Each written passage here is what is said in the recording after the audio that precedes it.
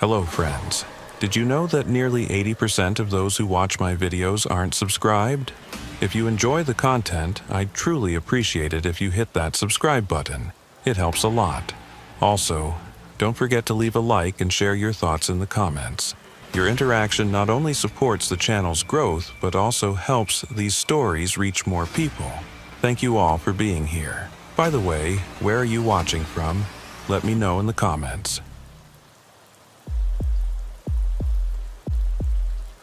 My name is Corin Bleakley, and I've been a funeral director for 19 years. People think this job is about grief counseling and flower arrangements, but really it's about control. Not the kind that makes you feel powerful, the kind that keeps things from sliding into chaos when everyone around you is falling apart. You learn early on that families don't remember the eulogy or the hymns. They remember whether the casket stayed shut, whether the body looked peaceful, whether anything went wrong during the 2 hours they needed to say goodbye. I'm telling you this because what happened last Thursday wasn't about grief. It was about physics, about weight distribution and temperature regulation and the particular way a viewing platform can shift when someone leans too hard against the railing. That's what I keep telling myself. That's what I wrote in the incident report. But I'm also the one who had to stand there for 90 minutes watching it happen. And I'm the one who has to go back into that chapel tomorrow morning and set up for another service. So, maybe I need to say it out loud to someone who wasn't there. Maybe that's the only way I'll stop seeing it when I close my eyes.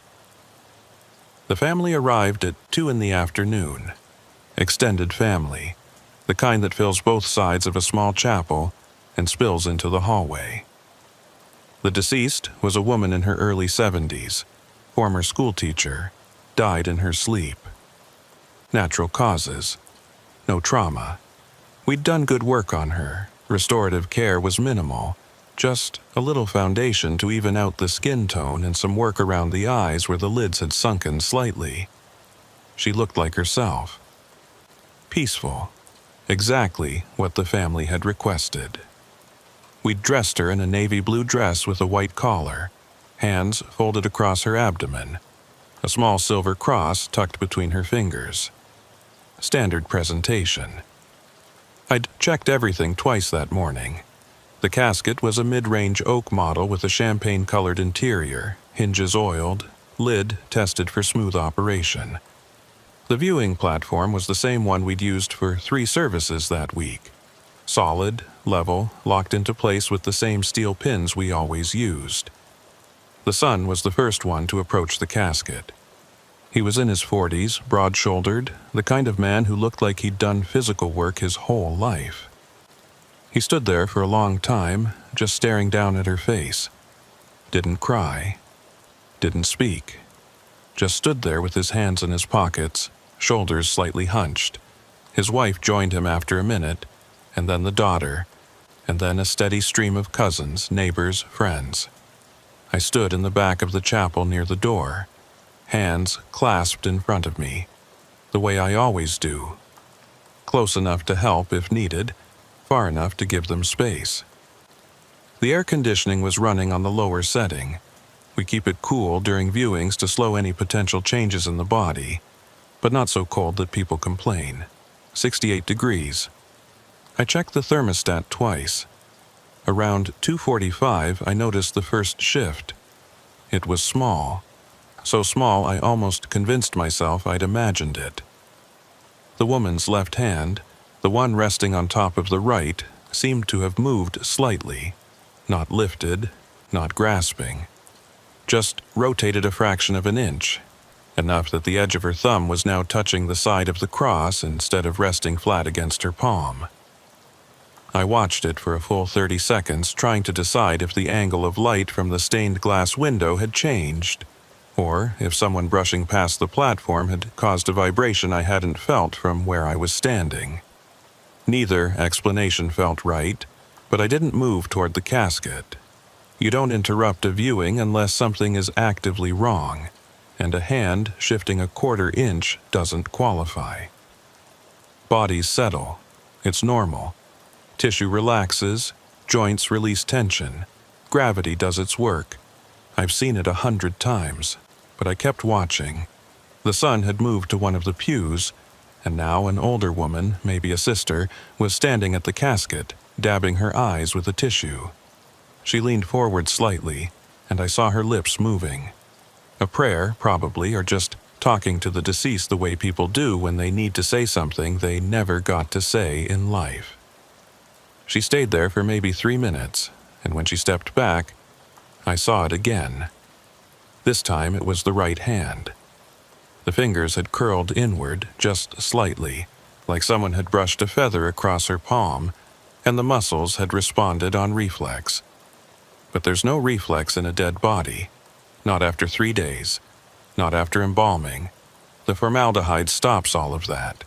Locks everything down. It's not like the movies where corpses twitch and jerk. Real death is still. Permanent. That's the whole point of what we do. I crossed the room slowly, keeping my expression neutral. I've learned over the years that if you look worried, families notice. They start asking questions. They start doubting whether you did your job correctly. So I kept my face calm, my pace measured, like I was just making a routine check. When I reached the platform, I stood to the left side of the casket, angled so I could see both the body and the room. Up close, the change was undeniable. Both hands had shifted. Not dramatically, but enough that the symmetry we'd carefully arranged was gone. The left thumb was now pressed against the side of the cross, and the right hand had curled enough that you could see the tendons standing out slightly beneath the skin. I reached out slowly, carefully, and adjusted the left hand back into position. The skin was cool, firm, exactly the texture it should be. No warmth, no softness. I repositioned the fingers, made sure the cross was centered again, and stepped back. The daughter approached a moment later. She was younger than the son, maybe late 30s, with dark hair pulled back in a braid. She carried a small bouquet of wildflowers, daisies, and black-eyed Susans, the kind you pick from a field rather than buy from a florist. She set them gently on the edge of the casket near the woman's shoulder and stood there with her hand resting on the polished wood. I watched her face, watched for the moment she'd notice something was off. But she didn't. She just stood there, crying quietly, her fingers drumming a slow, unconscious rhythm against the wood. That's when I felt it. A vibration. Faint, low, like the hum you get when a truck drives past on the street outside. But there was no truck. No one walking heavily across the floor. No one moving chairs or leaning against the walls. I looked down at the platform. Solid. Locked. The steel pins were flush with the base, exactly as they should be, but the vibration continued. I could feel it in my heels, a subtle tremor that made the floor feel less stable than it had 5 minutes ago. I glanced toward the back of the room where my assistant was standing. He's been with me for 4 years, steady, reliable, not the kind to panic. I caught his eye and gave a small nod toward the platform. He noticed. I could tell by the way his posture shifted, the way his hands came out of his pockets. He started moving toward the front, slow and casual, like he was just coming up to check the guest book. Good. If something was about to go wrong, I wanted someone else close enough to help. The daughter stepped back, wiping her eyes, and the son returned to the casket. He stood there for a long moment, then did something I didn't expect. He leaned forward and kissed his mother's forehead. It's not uncommon. People do it all the time during viewings. But the movement put weight on the front edge of the casket, and I saw the platform shift. Just a fraction. A slight tilt forward, maybe half a degree. Not enough to cause the casket to slide, but enough to change the angle of the body inside. The woman's head rolled. Not a lot, maybe an inch to the left, but it was visible. The son didn't seem to notice. He'd already stepped back, his hand over his mouth, shoulders shaking. But I noticed. And so did the assistant, because I saw him stop mid-step, his eyes locked on the casket. I moved quickly, stepping up beside the son and placing a hand on his shoulder. Gentle. Supportive. The kind of touch that says, "I'm here, you're not alone." He looked at me, his face crumpled with grief, and I guided him back toward the pews. Then I returned to the casket. The head had definitely moved. The chin, which had been centered, was now angled slightly toward the left shoulder.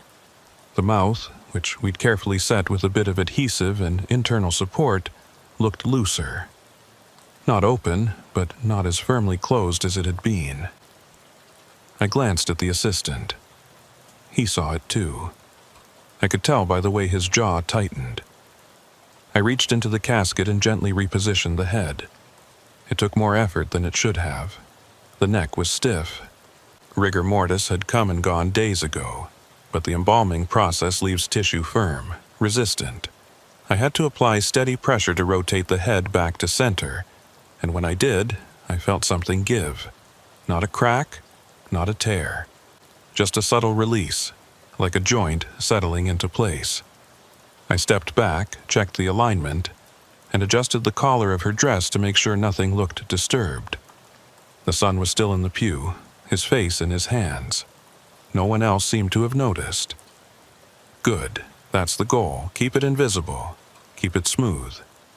Let them remember her at peace, not the small mechanical failures of a body that stopped working. But the vibration didn't stop.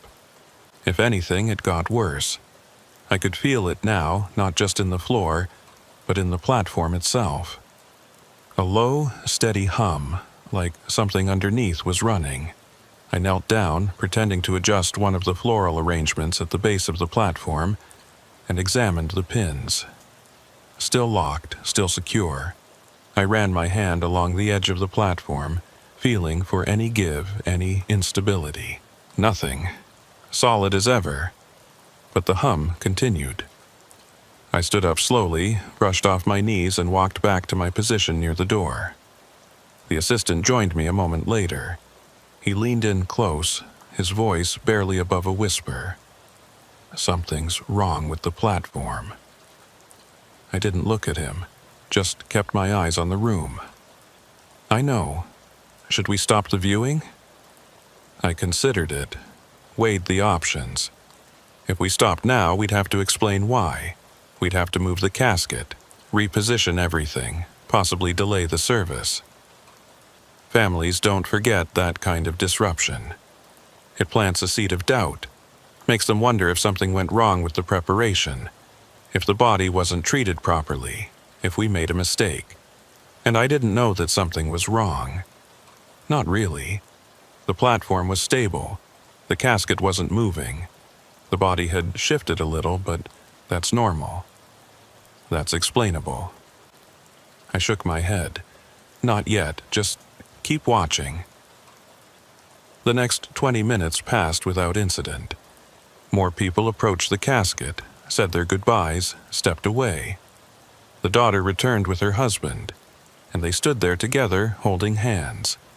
The son brought his children up, 2 young boys who stared at their grandmother with wide, uncertain eyes. I kept my position near the door, but my attention never left the platform. The vibration hadn't stopped. It was still there, faint but persistent, like a current running through the floor. And then, just after 3:15, I saw the hands move again. This time, there was no mistaking it. The right hand, which I'd repositioned twice already, lifted. Not much, maybe half an inch. But it lifted, the fingers extending slightly, and then it settled back down in a new position. Palm up, fingers slightly curled, like she was holding something invisible. I moved immediately. Didn't run, didn't rush, just walked with purpose across the chapel and positioned myself at the side of the casket. The son looked up at me, confused. "Is everything all right?" I nodded, gave him a calm smile. "Just making sure everything stays in place. Sometimes the fabric shifts during viewings." He accepted that. People usually do. They don't want to think too hard about the mechanics of death.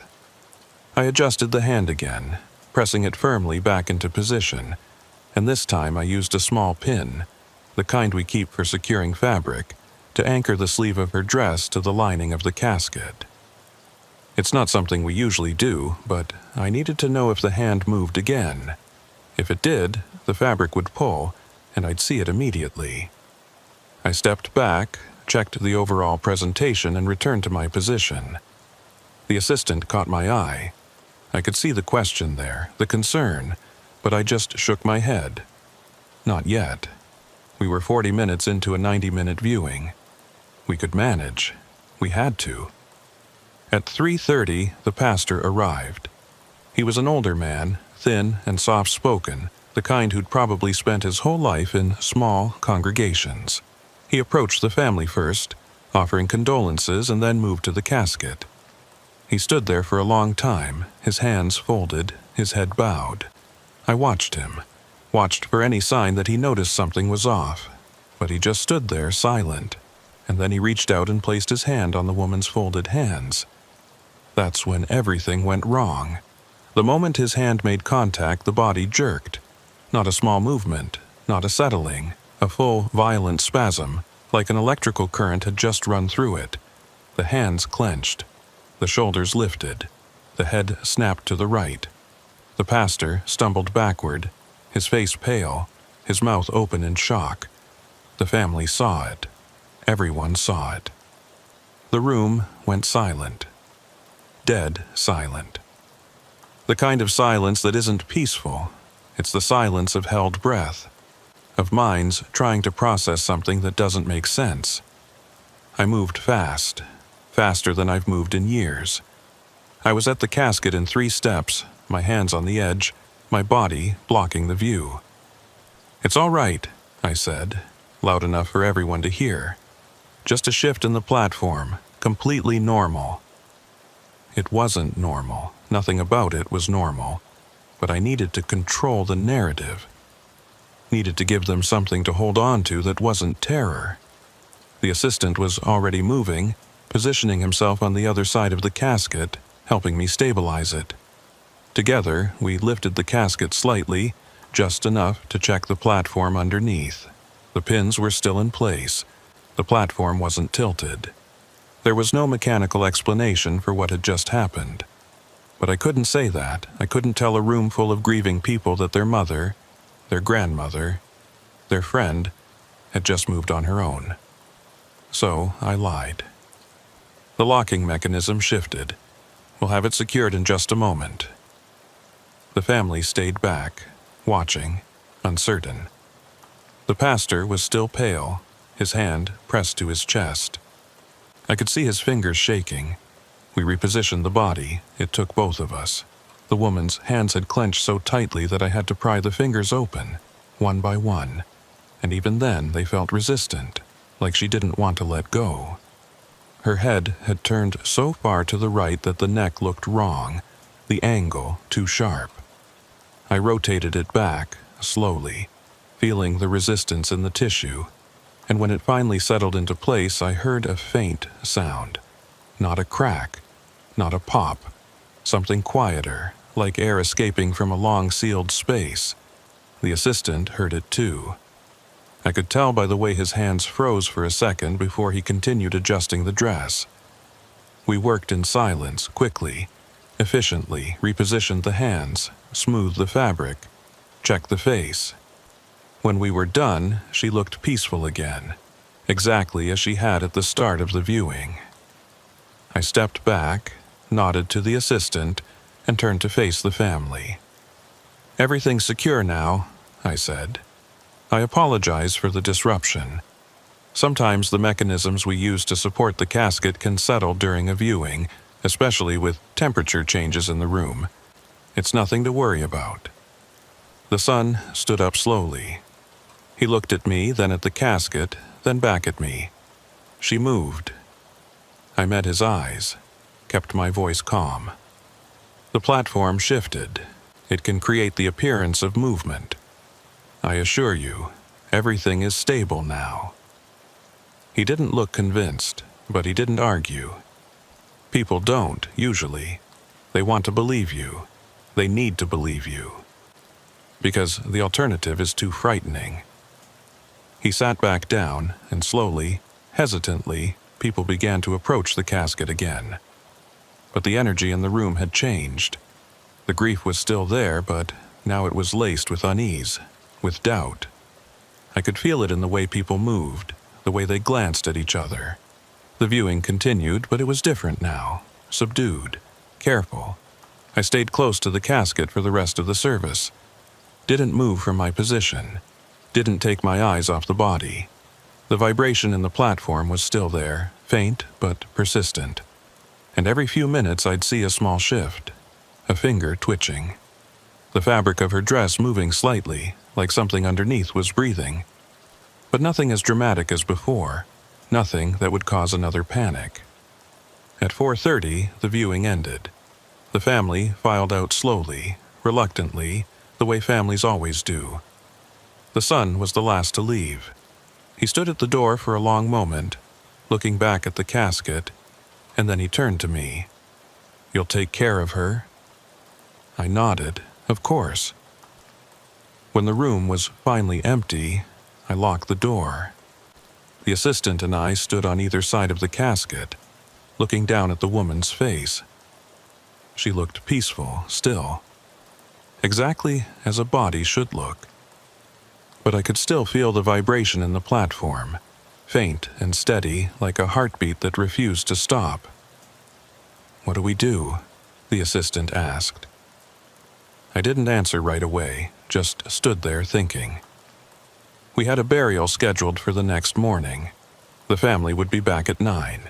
We couldn't cancel, couldn't delay, couldn't give them any reason to think something was wrong. So we did what we always do. We followed the procedure. We checked the body one more time, repositioned the hands, made sure the face was centered, smoothed the fabric, and then we closed the casket, locked it, sealed it. The vibration stopped the moment the lid clicked into place.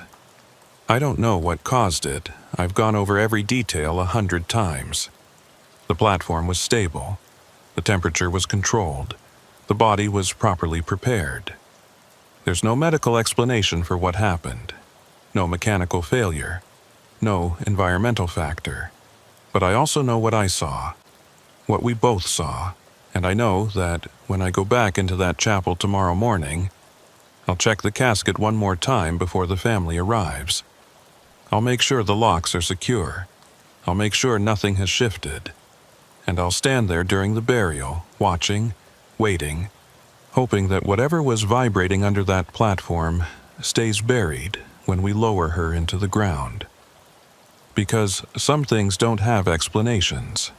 Some things you just have to seal shut and walk away from. That's what I learned last Thursday, and that's what I'll remember the next time a family asks me if their loved one looks peaceful. My name is Alaric Varnado, and I've been an embalmer for 22 years.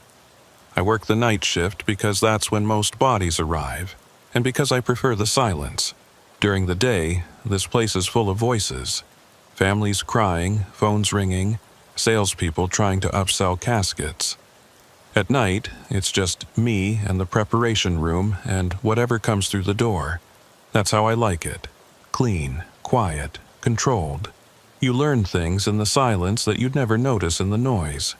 You learn how a body settles on the table, how the skin changes color under fluorescent light, how the small muscles in the face hold tension even after death, and how that tension releases in stages like layers of an onion peeling away. You learn to read a body the way some people read books. Every mark tells a story. Every bruise, every scar, every broken capillary. My job is to erase those stories, or at least soften them enough that the family can say goodbye without flinching. The body that came in last Tuesday arrived just after midnight. Male, mid-50s, found in his apartment after a neighbor complained about the smell. The report said he'd been dead for approximately 4 days before discovery. No signs of trauma. No evidence of foul play. Probable cause of death was cardiac arrest, pending autopsy results. When I unzipped the body bag, the smell hit me immediately. Not overwhelming, but present, sweet and sour at the same time, with an undertone of copper. It's a smell you never get used to, no matter how many years you've been doing this. You just learn to breathe through it. I transferred the body to the preparation table, working carefully to avoid disturbing any evidence the medical examiner might need later. The skin had already begun to discolor, greenish-brown patches along the abdomen where decomposition had started. Lividity settled into the back and shoulders where blood had pooled after the heart stopped. His eyes were half open, clouded, staring at nothing. Mouth slightly ajar, hands curled inward, fingers stiff. I started with the checklist. Weight, height, identifying marks. He had a tattoo on his left shoulder, an anchor with a banner underneath, the kind sailors used to get. There was a surgical scar on his abdomen, maybe 10 years old, fully healed. No other distinguishing features. I photographed everything, noted it in the file, and then I began the cleaning process. Soap, water, gentle pressure.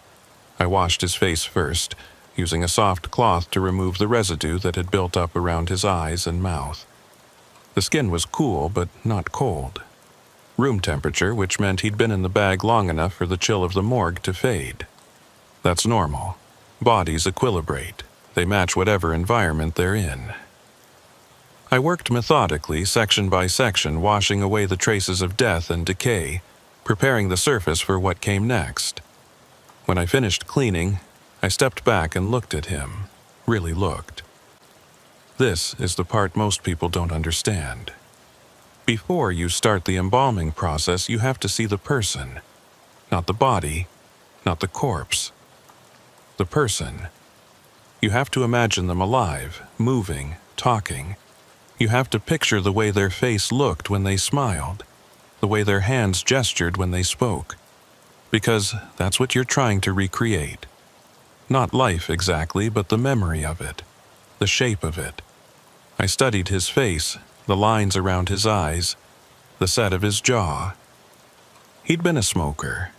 I could tell by the yellowing around his fingernails and the texture of his lips. Probably drank, too, judging by the broken capillaries across his nose. But he'd also smiled a lot. You can see that in the creases around the mouth, the way the skin folds. He'd been someone who laughed. Someone who found joy, even in a hard life. That's what I needed to remember when I positioned his face for the viewing. I began the embalming process at 12:45. Standard procedure. Incision along the right clavicle, exposure of the carotid artery and jugular vein, insertion of the arterial tube. I work with a gravity feed machine, old-fashioned but reliable. The formaldehyde mixture flows slowly, steadily, pushing out the blood and replacing it with preservative. You have to monitor the pressure carefully. Too much, and you risk swelling. Too little, and you don't get full distribution. I've done this so many times, I can feel when it's right, when the fluid is moving through the body the way it should. I started the flow and stepped back, watching the tube, watching the body, waiting for the first signs of distribution. The skin should firm up slightly. The discoloration should begin to fade. The features should settle into a more natural position, but nothing happened. 5 minutes passed, then 10. The fluid was flowing. I could see it moving through the tube, could hear the faint gurgle of the machine, but the body wasn't responding. The skin stayed slack. The color didn't change. I checked the tube, made sure it was properly seated in the artery. It was. I checked the machine, verified the pressure. Normal, everything was exactly as it should be. But the body wasn't taking the fluid. I've seen this before, occasionally. Sometimes, if a body has been dead for too long, the circulatory system breaks down. The vessels collapse, the valves fail, and the fluid can't distribute properly. But this body hadn't been dead that long. 4 days isn't enough to cause that kind of degradation, not in a climate-controlled environment. I adjusted the angle of the table, elevating the head slightly to encourage flow. Still nothing. I turned off the machine and examined the incision site. No leakage. No signs of blockage. The artery was intact. The tube was in place. Everything looked correct. But the body was rejecting the embalming fluid. Or not rejecting it exactly, just not accepting it. Like the veins had closed themselves off, sealed shut against intrusion. I've been doing this long enough to know when something isn't right. This wasn't right. I removed the arterial tube and sutured the incision closed. I'd have to try a different approach. Multiple injection sites, smaller amounts of fluid, slower distribution. It would take longer, but it was the only option. I made a second incision along the left femoral artery, inserted a new tube, and started the flow again. This time, I watched more carefully, my hand on the body's leg, feeling for the subtle changes that indicate distribution, and that's when I felt it. A twitch. Small, almost imperceptible. Just a flicker of movement in the quadriceps, like a muscle contracting and releasing. I stopped the machine immediately, pulled my hand back, stared at the leg. It was still, completely still. No movement, no tension, nothing. I waited, counting seconds in my head. 10, 20, 30. Nothing. I was imagining things, had to be. Muscle twitches aren't uncommon in the early stages of preparation. Residual nerve activity, pockets of ATP still firing in the cells. It's a known phenomenon, well documented, nothing to worry about. I restarted the machine, placed my hand back on the leg. The twitch came again, stronger this time. Definitely a contraction. Definitely movement. I could feel it under my palm, the muscle bunching and then releasing. But the movement wasn't random. It was rhythmic, pulse-like. Like something inside the leg was trying to push the fluid back out. I shut down the machine, removed the tube, and sutured the second incision. My hands were steady, but my mind was racing. This wasn't normal. This wasn't explainable. I've embalmed over 3,000 bodies in my career, and I've never felt anything like that. Never felt a body resist the process with that kind of deliberate, coordinated movement. I stepped back from the table and took a breath. The room was cold. I keep it at 55 degrees during prep to slow decomposition, but I could feel sweat on my forehead. I wiped it away, adjusted my gloves, and looked at the body. It was still, silent. The chest didn't rise, the fingers didn't move. It was a corpse, nothing more. A biological machine that had stopped running. I decided to try cavity embalming. Sometimes, if the arterial method doesn't work, you can preserve the internal organs directly by injecting formaldehyde into the abdominal and thoracic cavities. It's more invasive, but effective. I positioned the trocar, a long, hollow needle designed for this purpose, and inserted it just above the navel, angling it upward toward the diaphragm. The resistance was normal. Tissue, muscle, the usual layers. I pushed it deeper, feeling for the point where it would penetrate the stomach, and then I activated the suction. Dark fluid began to flow through the tube, bile, partially digested food, other organic matter. Standard. I emptied the cavity, then switched to injection mode and began filling it with preservative. The fluid flowed smoothly, no blockages, no complications. I moved the trocar to different positions, making sure to reach all the major organs, lungs, liver, intestines. Everything seemed to be going normally, and then the body sat up. Not slowly, not gradually. It sat up fast, like someone had jerked it upright with a rope.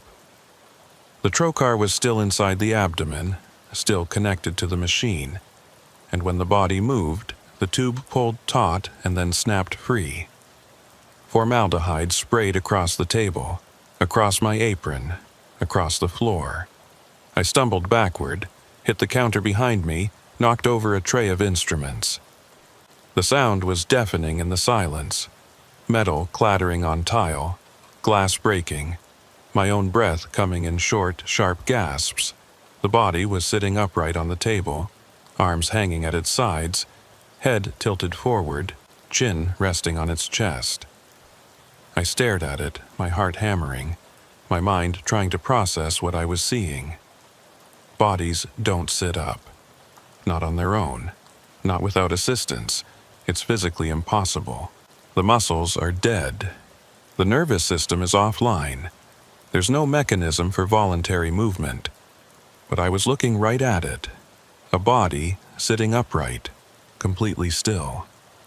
I took a step forward, then another. My hands were shaking, but I forced them steady. I needed to understand what had happened. Needed to find the rational explanation. Maybe I'd bumped the table. Maybe the angle had shifted and gravity had pulled the torso upward. Maybe rigor mortis was releasing in a way that created temporary tension in the muscles. I reached out slowly, carefully, and placed my hand on the body's shoulder. The skin was cool, firm, exactly as it should be. I applied gentle pressure, trying to ease the body back down into a supine position. It didn't move. I pushed harder, still nothing. It was like the body had locked itself upright, every muscle engaged, holding the position against my efforts. I braced myself and pushed with both hands using my full weight, and then, suddenly, the resistance vanished. The body collapsed backward onto the table, arms flopping to the sides, head rolling to the left. The movement was so abrupt I almost fell forward on top of it. I stepped back, breathing hard. The room felt smaller than it had a few minutes ago. The fluorescent lights overhead seemed too bright, the shadows too dark. I looked at the body, at the face. The eyes were still half open, clouded, unseeing. The mouth was still slightly ajar. Nothing had changed. Nothing was different. Except that I'd just watched a dead man sit up on my table, and I had no explanation for it. I checked the angle of the table, level. I checked the locks on the wheels. Secure. I checked the floor for any unevenness that might have caused a shift. Nothing. The table was stable. The body was stable. Everything was exactly as it should be, except for the fact that it had just moved on its own. I glanced at the clock. 1:37 in the morning. I still had hours of work ahead of me. The body needed to be fully embalmed, dressed, and prepared for viewing by 8 a.m. The family was coming at 9. I couldn't leave it half-finished, couldn't walk away. This was my job, my responsibility. I took a deep breath, pulled on a fresh pair of gloves, and returned to the table. I repositioned the body, made sure the limbs were straight, the head centered. I cleaned up the spilled formaldehyde, reset the instruments, and prepared to continue. But this time, I worked differently. I didn't use the machine. I didn't try to force fluid through the circulatory system. Instead, I used a syringe, manual injection, small amounts at a time, directly into the tissue. It's slower, more tedious, but it gives you more control. I started with the face, injecting formaldehyde into the muscles around the eyes, the cheeks, the jaw. The skin firmed up almost immediately, taking on a more lifelike texture. I moved to the neck, the shoulders, the arms. Slow, methodical, one injection at a time. The body didn't move, didn't resist. It just lay there, accepting the fluid, the way it was supposed to. I worked for 2 hours, injecting, massaging, checking for even distribution. By 3:45, the preservation was complete. The skin had a healthy firmness, the discoloration had faded, the features had settled into a peaceful expression. I dressed the body in the clothes the family had provided: a dark suit, white shirt, blue tie. I combed the hair, applied a light layer of foundation to even out the skin tone, and positioned the hands in a natural resting position. When I was finished, I stepped back and looked at the work. It was good, clean, professional, exactly what the family had requested. The man on the table looked like he was sleeping, calm, at peace. You'd never know he'd been dead for 4 days. You'd never know he'd sat up in the middle of the preparation process. I covered the body with a sheet and wheeled the table into the refrigeration unit. The temperature inside was just above freezing, cold enough to slow any further decomposition, but not so cold that it would damage the tissue. I locked the door, checked the seals, and walked back to the preparation room. The floor was still wet from the spilled formaldehyde. I mopped it up, sanitized the table, put away the instruments. By the time I finished cleaning, it was nearly 5 in the morning. The sun would be up soon. The day shift would arrive. Families would come for viewings. Life would continue, the way it always does, unaware of what happens in the quiet hours when the dead are prepared for burial. I sat down at the desk in the corner of the room and filled out the preparation report. Cause of death, pending. Condition of body, moderate decomposition. Embalming method, manual tissue injection due to circulatory collapse. There was a section at the bottom for notes for anything unusual that occurred during the process. I stared at it for a long time, pen in hand, trying to decide what to write. In the end, I left it blank. What was I supposed to say? That the body sat up, that it resisted the fluid, that I felt something inside it pushing back, something that didn't want to be preserved. No one would believe me, and even if they did, what difference would it make? The body was prepared. The family would have their viewing. The man would be buried. That's all that mattered. But I keep thinking about it, about the way the body moved, about the rhythm of the twitches in the leg, the deliberate resistance, the sudden collapse. I keep thinking about the moment it sat up, the way it held itself upright like it was trying to stand, like it was trying to leave. I've read the literature. I know about cadaveric spasm, about rigor mortis, about the release of gases that can cause movement in a corpse. I know all the scientific explanations, but I also know what I felt. And what I felt wasn't random. It wasn't chemical. It was purposeful, like the body didn't want to be embalmed, like it was fighting to stay. Not alive, but unpreserved, unfixed, free to continue the process of decay. I don't know why that would be. I don't know what difference it makes to a dead man, whether his body is embalmed or left to rot. But I've been thinking about it all week, turning it over in my mind, trying to make sense of it. And the more I think about it, the more I realize I don't have an answer. Maybe there isn't one. Maybe some things just happen, and you have to accept them and move on. That's what I'm trying to do. I'm trying to move on. But every time I walk into the preparation room, every time I unzip a body bag and see a face staring up at me with clouded eyes, I wonder if it's going to happen again.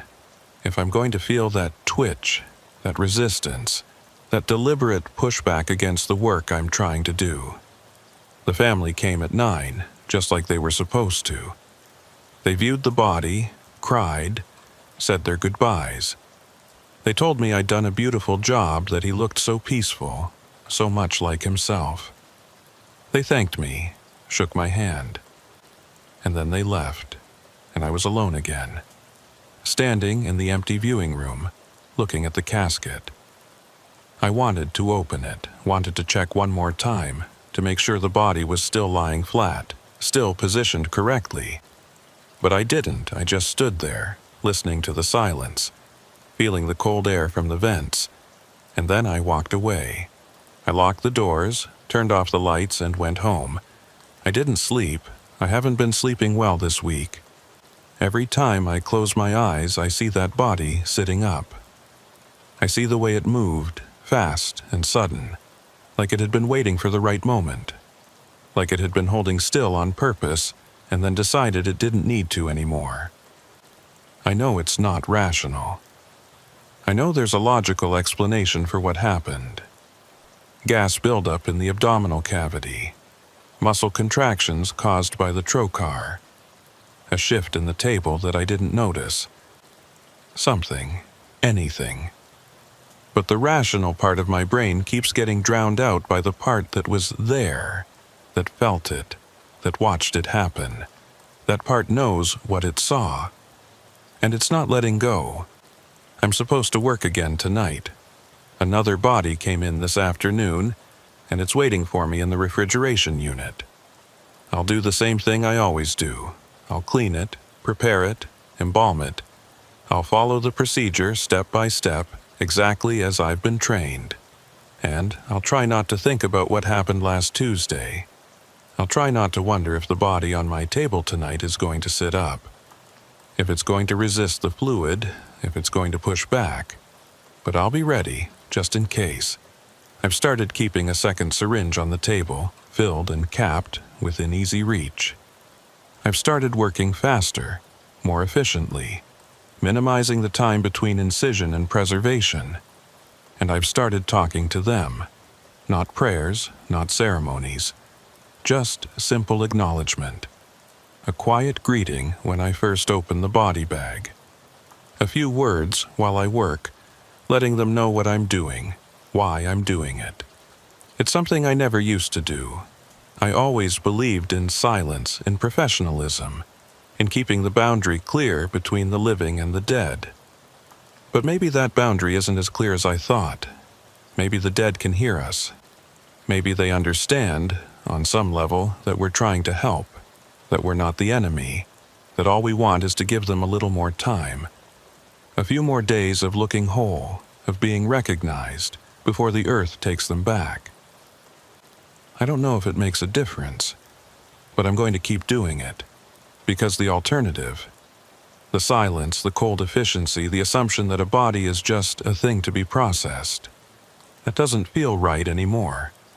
Not after what I saw, not after what I felt. So I'll talk to them. I'll tell them their name. I'll tell them they're safe.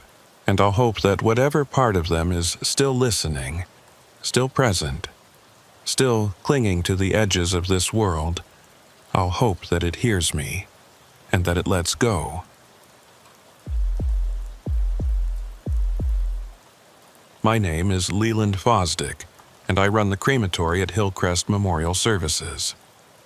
It's a small operation, just me and one assistant who comes in 3 days a week to help with maintenance and paperwork. Most of the time, though, it's just me and the retort, which is what we call the cremation chamber. Some people call it an oven, but that's not quite right. An oven cooks, a retort reduces. It takes a human body, bones, tissue, organs, everything that makes a person physical, and turns it into approximately 5 pounds of ash and bone fragments. It's a clean process, efficient, respectful, and it's governed by very strict regulations because people need to know that when they entrust us with their loved ones' remains, they're getting back exactly what they're supposed to. No mixing, no contamination. One body, one chamber, one container. That's the rule. The retort itself is a steel-lined chamber about 8 feet long and 4 feet wide, with a heavy door that seals tight to contain the heat. Inside, the temperature can reach 1800 degrees Fahrenheit, hot enough to vaporize soft tissue and calcify bone. The process takes between 2 and 4 hours, depending on the size of the body and the density of the skeletal structure. Larger bodies take longer. Bodies with joint replacements or surgical implants require additional processing afterward, because metal doesn't burn. It just melts and has to be separated from the remains. I've been doing this for 16 years, and I've cremated over 4,000 people. I know the sounds, the smells, the way the temperature fluctuates during different stages of the process. I know when something is normal and when it's not. and I know that what happened last Wednesday was not normal. The body came in Tuesday evening. Female, late 60s, died of natural causes at a hospice facility. The family had requested cremation with a short viewing beforehand, just immediate family, no service. We'd arranged for them to come at 10 a.m. Wednesday morning for a final goodbye before the cremation. The body had been prepared by our funeral director, minimal cosmetic work, just enough to make her look peaceful. She was dressed in a simple white gown, hands folded, positioned on a cardboard tray inside a rental casket. We use rental caskets for this kind of viewing because the family doesn't pay for a full burial casket when the body is going to be cremated. The rental has a removable insert, the cardboard tray, that slides out after the viewing and goes directly into the retort. It's cost-effective and serves the same purpose. The family arrived right on time. There were 5 of them, 2 daughters, a son, and 2 grandchildren. They gathered around the casket in the small viewing room we keep adjacent to the crematory. I stood near the door, hands clasped, giving them space. They were quiet, respectful. One of the daughters cried softly. The son stood with his arm around her, staring down at his mother's face. The grandchildren, both teenagers, looked uncomfortable, the way young people often do when confronted with death. They didn't stay long. Maybe 15 minutes. The son said a few words, something about how she'd been a good mother, how she'd taught them to be strong. And then they stepped back, nodded to me, and I knew it was time. I wheeled the casket into the adjacent room where the retort was located. There's a large window between the 2 rooms, made of heat-resistant glass, so families can witness the beginning of the cremation if they choose. Some do, some don't. This family chose to stay. I opened the rental casket, confirmed the identification tag on the body, her name, date of birth, date of death, case number. Everything matched the paperwork. I slid the cardboard tray out of the casket and positioned it on the loading table next to the retort. The retort door was already open, preheated to operating temperature. I could feel the heat from where I was standing, a dry, intense warmth that made the air shimmer. I glanced back at the family through the window. They were watching. I gave them a small, respectful nod, and then I activated the loading mechanism. The table is motorized, designed to slide the tray smoothly into the chamber without requiring me to lift or push. It's a matter of dignity as much as safety. You don't shove a body into a cremation chamber, you guide it. With care, the tray began to move. Slowly, steadily, the body slid toward the retort opening. I watched the process, making sure the tray stayed centered, making sure nothing caught or tilted. The family watched too. I could see their reflections in the glass, their faces pale and still. The tray entered the chamber. 6 inches. 12. 2 feet. And then it stopped. Just stopped, halfway in, like the mechanism had hit an obstruction. I frowned, checked the control panel. The motor was still running. No error codes, no mechanical failure indicated. But the tray wasn't moving. I stopped the motor, waited a few seconds, then restarted it. The tray jerked forward an inch, then stopped again. I could hear the motor straining, a low whine that meant it was trying to push against resistance. I shut down the motor and walked around to the side of the retort looking for the problem. Sometimes a corner of the cardboard tray will catch on the chamber edge, or a fold in the gown will snag on something. But I couldn't see anything wrong. The tray was aligned correctly. The chamber was clear. There was no visible obstruction. I returned to the control panel and tried again. This time the tray didn't move at all. The motor engaged, I could hear it running, but the tray stayed locked in place. I glanced back at the family. They were still watching, their expressions shifting from grief to confusion. I gave them what I hoped was a reassuring smile and held up one finger. Just a moment. Technical difficulty. nothing to worry about. Then I shut down the system and approached the retort manually.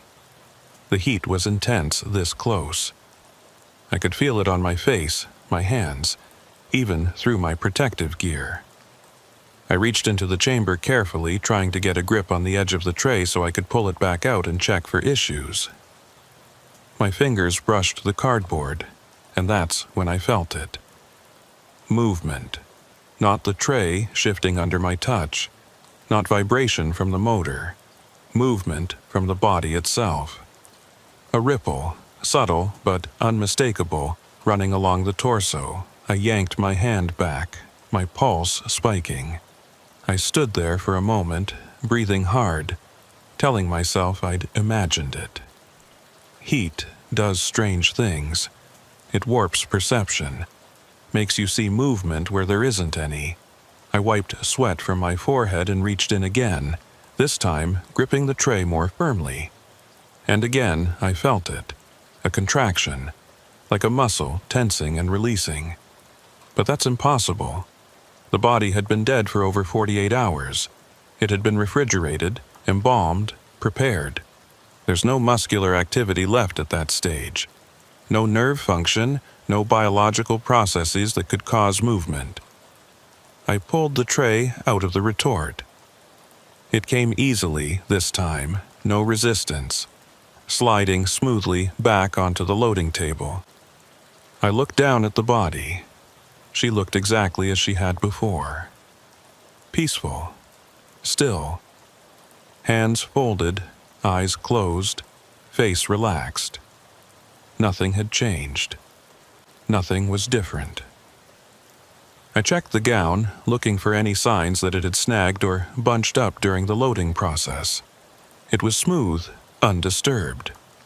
I checked the tray itself, looking for warping or damage from the heat. It was fine, intact. I stood there, staring down at her, trying to make sense of what I'd felt. And then I noticed her hands. The position had changed. Not a lot, just slightly. The left hand, which had been resting on top of the right, was now beside it, palm down.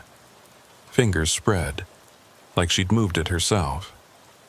I looked up at the window. The family was still there, watching me with growing concern. I could see the son leaning forward, his hand pressed against the glass. I needed to finish this, needed to get the body into the retort and complete the cremation. I couldn't leave them standing there, wondering what was wrong, doubting whether I knew what I was doing. I repositioned the hands, folding them back into place, and then I activated the loading mechanism again. The tray began to move. Smooth, steady. No resistance.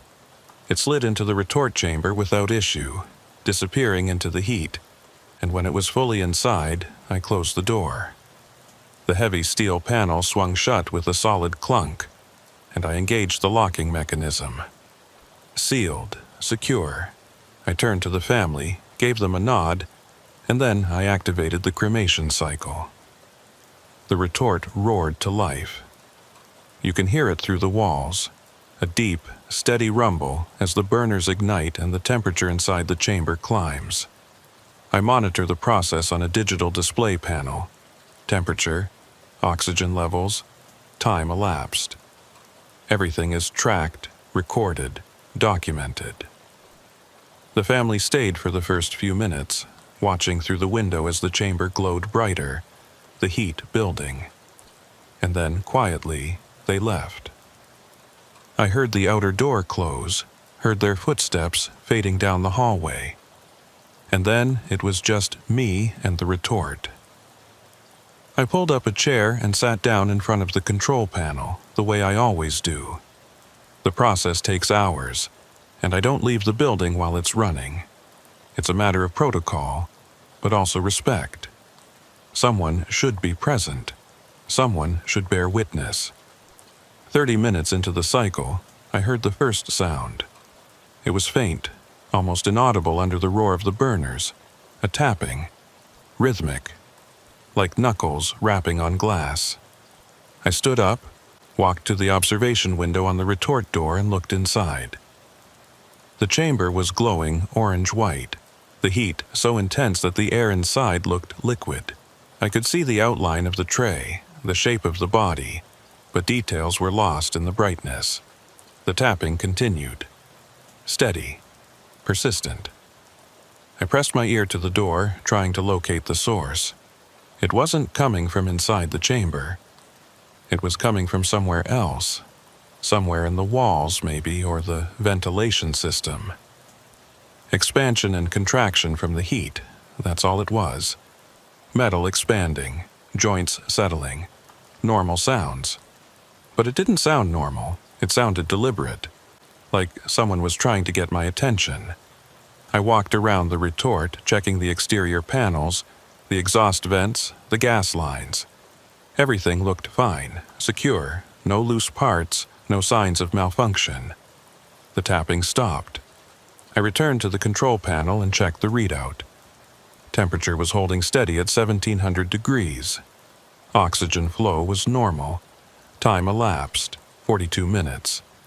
I sat back down and tried to focus on the paperwork. Intake forms, permits, cremation authorization signed by the next of kin.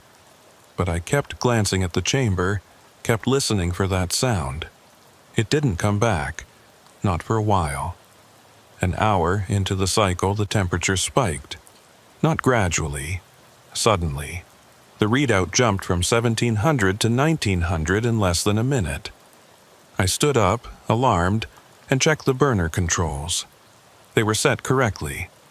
No malfunction indicated. But the temperature kept climbing.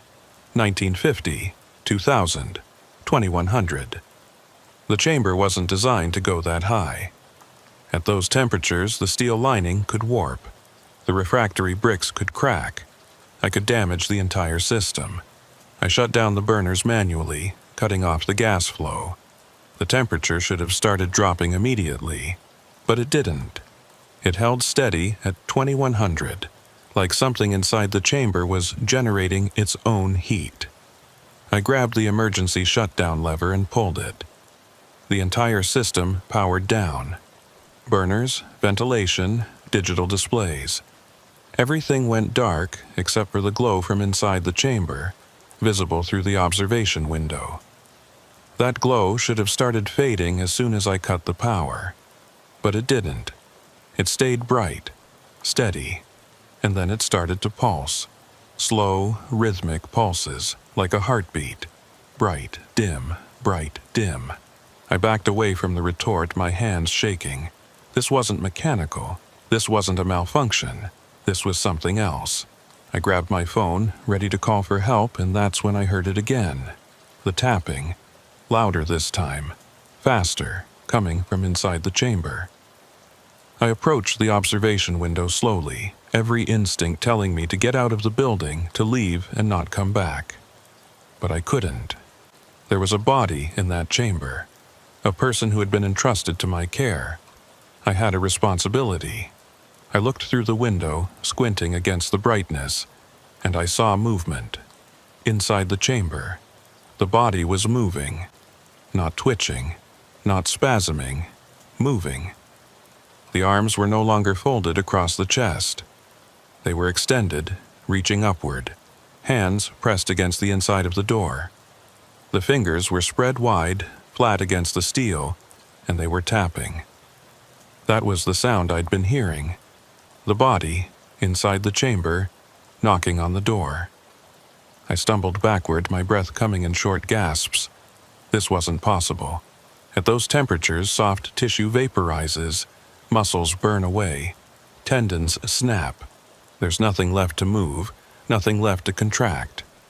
But I was watching it happen, watching the hands press against the door, watching the fingers curl and extend. And then the body sat up. It sat up inside the cremation chamber, in the middle of a 2,000-degree inferno, and it turned its head toward the observation window. Toward me. The face was gone. Burned away. Just bone and char and the faint glow of heat radiating from the skull. But it was looking at me. I could feel it. I could feel the weight of that eyeless stare, pinning me in place. I ran. I don't remember making the decision. I just ran. Out of the crematory, down the hallway, through the building, out into the parking lot.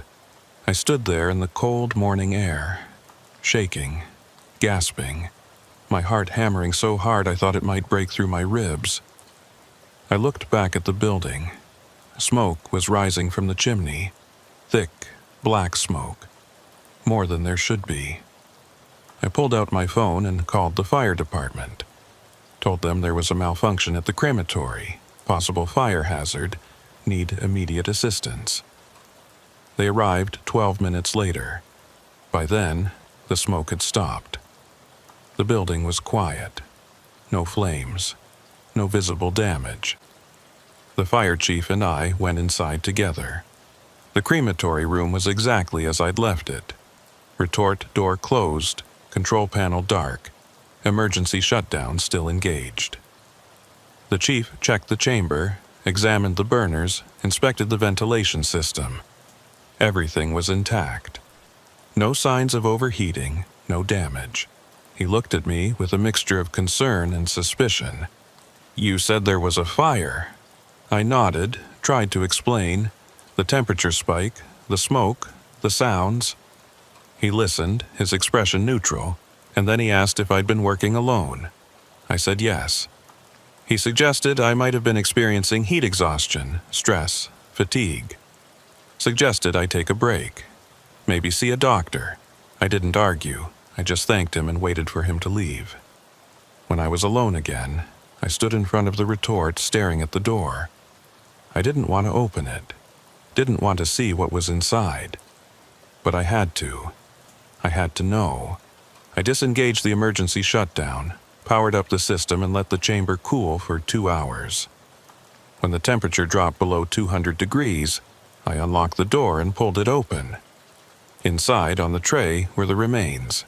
Ash. Bone fragments. Exactly what should be there after a cremation.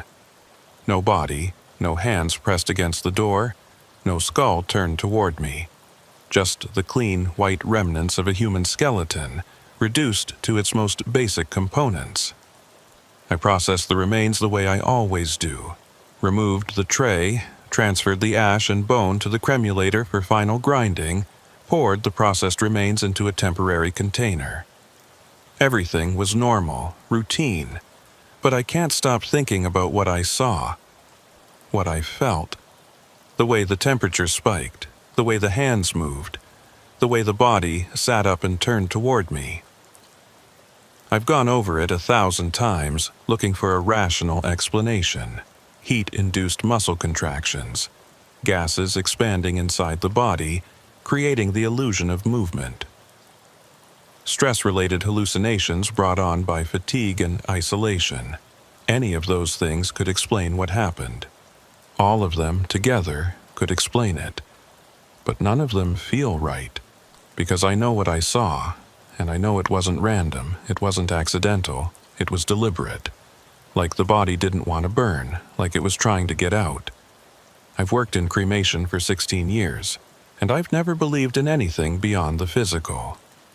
I've always trusted the process, trusted the science. Fire consumes, flesh burns, bone crumbles. That's the natural order. That's how it works. But what if it doesn't always work that way? What if sometimes, for reasons we don't understand, a body resists? What if the part of us that makes us human, the part that thinks and feels and remembers, doesn't let go as easily as we think? What if it clings to the body, even as the body burns, trying desperately to hold on to the only physical form it's ever known? I don't have answers. I don't think anyone does. But I've changed the way I work. I've started talking to them the way some of my colleagues do. Before I load a body into the retort, I stand there for a moment and I speak. I tell them it's going to be all right. I tell them the fire is quick, that it doesn't hurt, that when it's over, they'll be free. I don't know if they hear me. I don't know if it makes a difference, but I say it anyway.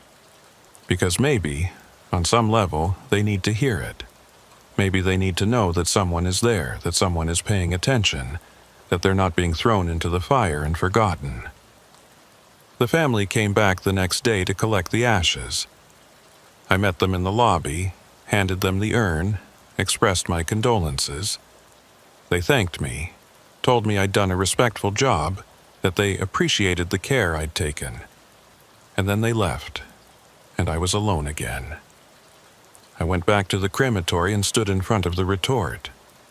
The chamber was cold now, silent. I opened the door and looked inside. Empty. Clean. Ready for the next body. I closed the door, locked it, and walked away. But I still hear it sometimes. Late at night, when the building is empty and the retort is cold, I hear that tapping. Faint. Rhythmic. Like knuckles on glass. And I wonder if I'm imagining it. Or if somewhere in the walls or the vents or the space between the steel and the brick, something is still trying to get out. My name is Orson Taggart, and I've been a mortuary transport technician for 11 years. Most people don't know this job exists until they need it. When someone dies in a hospital, a nursing home, or at a private residence, someone has to move the body from that location to the funeral home. That someone is me. I drive a specially equipped van with a hydraulic lift and a secure cargo area designed to hold a gurney. The gurney has straps, 4 of them, positioned across the chest, hips, thighs, and ankles to keep the body stable during transport. It's not about restraint, it's about safety. A body that shifts during transit can slide off the gurney, and that's a situation no one wants to deal with. The straps are there to prevent movement, that's all. That's their only purpose. I work mostly at night. Deaths don't follow a schedule, and families don't want to wait until morning for their loved one to be picked up. So I'm on call from 8 p.m. to 6 a.m., 7 days a week. Some nights I don't get a single call. Other nights I make 4 or 5 trips. It depends. I've transported bodies from hospital morgues, from homes where the deceased had been under hospice care, from accident scenes where the coroner had already released the remains. I've seen every kind of death you can imagine. Peaceful, violent, expected, sudden. After a while, you stop being surprised. You just do the job. You move the body, fill out the paperwork, deliver it to the funeral home, and move on to the next call. Last Friday night, I got a call at 11:15. Single vehicle accident on Route 9, about 40 miles north of the city. The driver had lost control on a curve and hit a tree. No other vehicles involved. The coroner had been on scene, declared the driver dead, and released the body for transport. The caller, a deputy at the county sheriff's office, gave me the coordinates and told me to meet the tow truck driver at the site. They'd already removed the body from the vehicle and had it waiting on a tarp beside the road. I loaded my gear into the van: gurney, straps, body bag, gloves, disinfectant, paperwork, and headed north. The roads were empty at that hour, just me and the occasional long-haul truck. It was a clear night, cold, the kind of cold that makes your breath fog even inside the van. I had the heater running, the radio playing low, and I was making good time. I reached the accident site just before midnight. The tow truck was still there, its flashing amber lights cutting through the darkness. The driver waved me over, and I pulled onto the shoulder behind him. The wrecked car was already hooked up, the front end crumpled, windshield shattered. There was a smear of blood on the steering wheel, visible even from a distance. I grabbed my gear and walked over to where the body was lying. The tow truck driver was standing a few feet away, smoking a cigarette, looking uncomfortable. He didn't say anything, just pointed at the tarp and then looked away. I've seen that reaction before. Some people can't handle being near the dead. It makes them feel something they don't want to feel. Mortality, maybe, or just the simple fact that we all end up the same way eventually. I knelt beside the body and unfolded the bag. The deceased was male, mid-30s, wearing jeans and a heavy jacket. No visible trauma to the head or limbs, but I could see bruising around the neck and chest, probably from the seatbelt and the impact with the steering wheel. I checked for a pulse, more out of protocol than necessity. Nothing. Skin was cool, beginning to stiffen. He'd been dead for at least an hour, maybe longer. I positioned the body bag alongside him, rolled him carefully onto it, and zipped it shut. Then I signaled to the tow truck driver to help me lift. He hesitated, took one last drag on his cigarette, and then walked over. Together, we lifted the body onto the gurney. It was heavier than it looked. Dead weight is always heavier. Something about the way the muscles relax and the body becomes completely limp. We positioned it carefully, making sure the head was supported, the limbs straight. And then I secured the straps. I always use the same procedure. Chest strap first, pulled snug but not tight. Hip strap next, positioned just above the pelvis. Thigh strap centered. Ankle strap last, to keep the feet from shifting. I double-check each one, making sure the buckles are secure, the straps are flat, no twists or tangles. It's a routine I've done hundreds of times, and I don't deviate from it. Consistency is important in this job. It keeps you from making mistakes. When all 4 straps were in place, I thanked the tow truck driver, loaded the gurney into the van, and secured it to the floor mounts. The van has a locking system that keeps the gurney from sliding during transit, even if I have to brake hard or take a sharp turn. Once everything was locked down, I climbed into the driver's seat, entered the destination into the GPS, and pulled back onto the highway. The funeral home was about 50 miles south, a straight shot down Route 9 and then west on a county road for the last 10 miles. I settled into the drive, keeping the speed steady, the radio low. I don't like silence when I'm transporting. It makes the trip feel longer, makes me too aware of what's in the back of the van. So I keep the radio on. Talk shows, music, whatever's playing.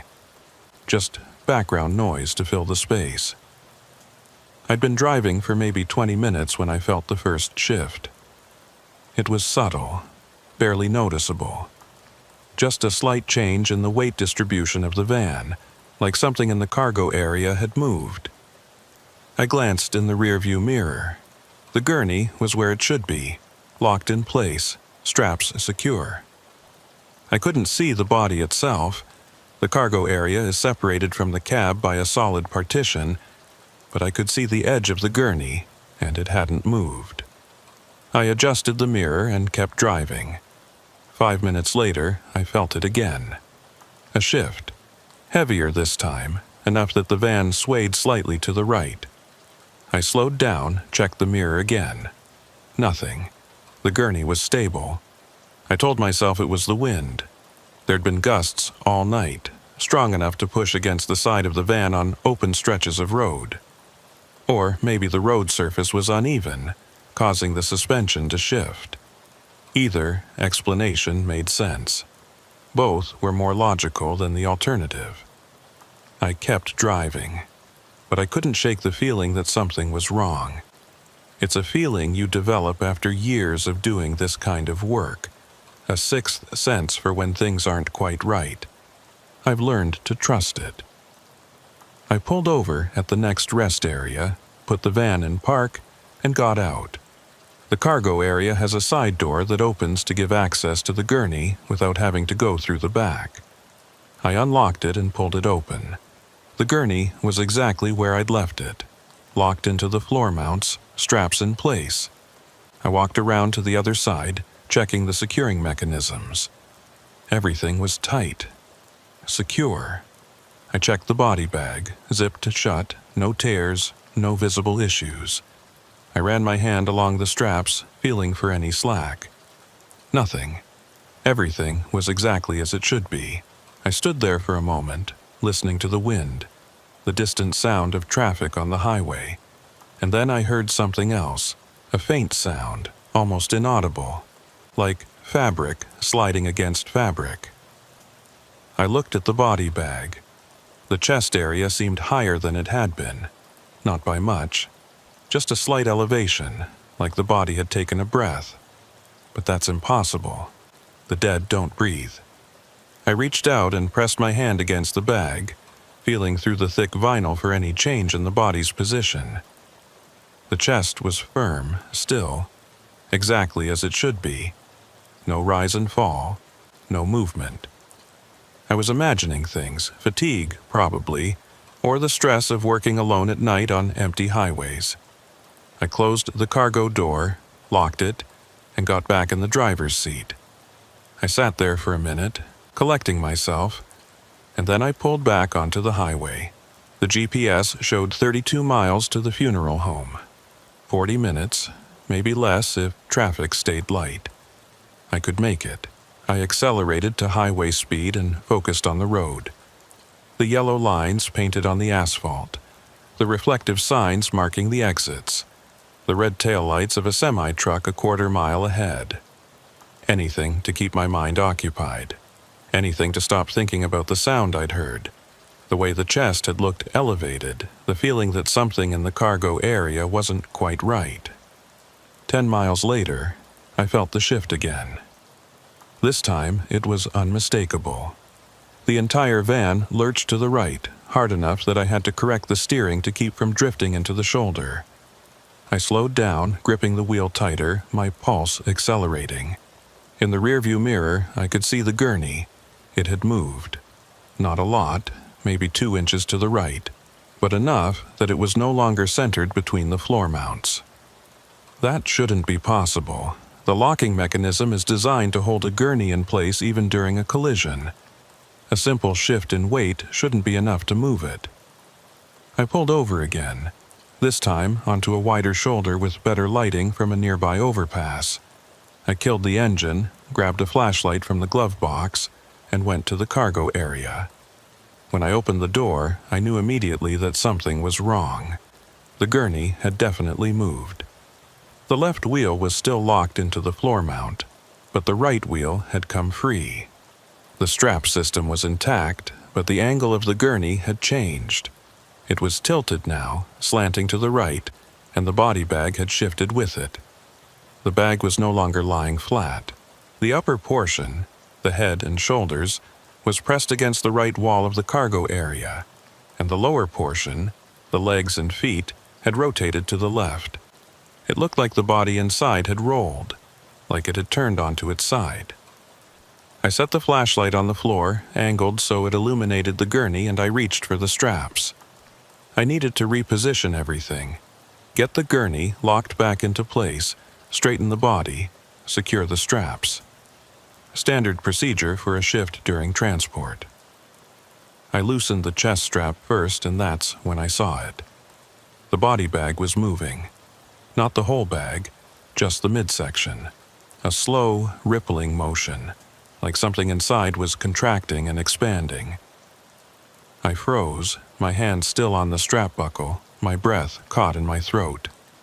I stared at the bag, watching, waiting to see if it would happen again. And it did. The midsection of the bag bulged slightly, then flattened, then bulged again.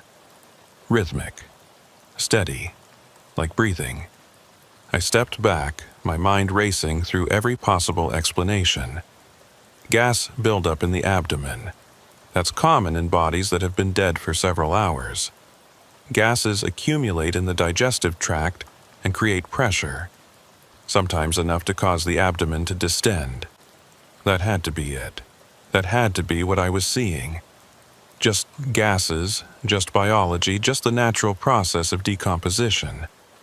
But the movement didn't stop.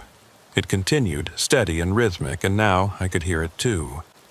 A faint sound, wet and labored, like someone struggling to breathe through fluid-filled lungs. I grabbed the flashlight and shone it directly on the bag. The vinyl was opaque, dark blue, but I could see the outline of the body inside, and I could see the chest rising and falling, over and over. I unzipped the bag. I don't know why I did it. Every instinct told me not to, told me to close the cargo door and drive straight to the funeral home and let someone else deal with it. But I couldn't. I needed to see, needed to know what was happening. I pulled the zipper down slowly, the metallic sound loud in the confined space, and I opened the bag. The body was exactly as I'd positioned it. Arms at the sides, legs straight, head centered. The face was pale, the eyes closed, the mouth slightly open. There was a bruise on the left temple, purple and swollen, probably from the impact. But nothing else. No blood, no visible trauma, no signs of life. The chest was still, completely still. No rise and fall. No movement at all. I stared at it, my hand still gripping the flashlight, my mind trying to reconcile what I'd just seen with what I was seeing now. The movement had stopped the moment I opened the bag, like whatever had been causing it knew I was watching. I reached out slowly and placed my hand on the chest. The body was cold, stiff, dead. I could feel the hardness of rigor mortis setting into the muscles, the way the tissue resisted pressure. There was no heartbeat, no pulse, no breath. I zipped the bag shut, my hands shaking. I needed to get moving, needed to finish this transport and get back to town. I repositioned the gurney, locked both wheels back into the floor mounts, and tightened the straps. This time, I pulled them tighter than usual, tight enough that the body wouldn't shift even if the gurney moved again. I checked everything twice, 3 times, and then I closed the cargo door and got back in the driver's seat. The GPS showed 20 miles to the funeral home, 25 minutes. I could do this. I started the engine, pulled back onto the highway and drove. The rest of the trip was a nightmare. Every minute felt like an hour. Every sound made me flinch. I kept glancing in the rearview mirror, checking to see if the gurney had moved, if the straps had come loose, if the body bag was shifting. But everything stayed in place. The van ran smoothly, the road was clear. Nothing happened. And somehow, that made it worse.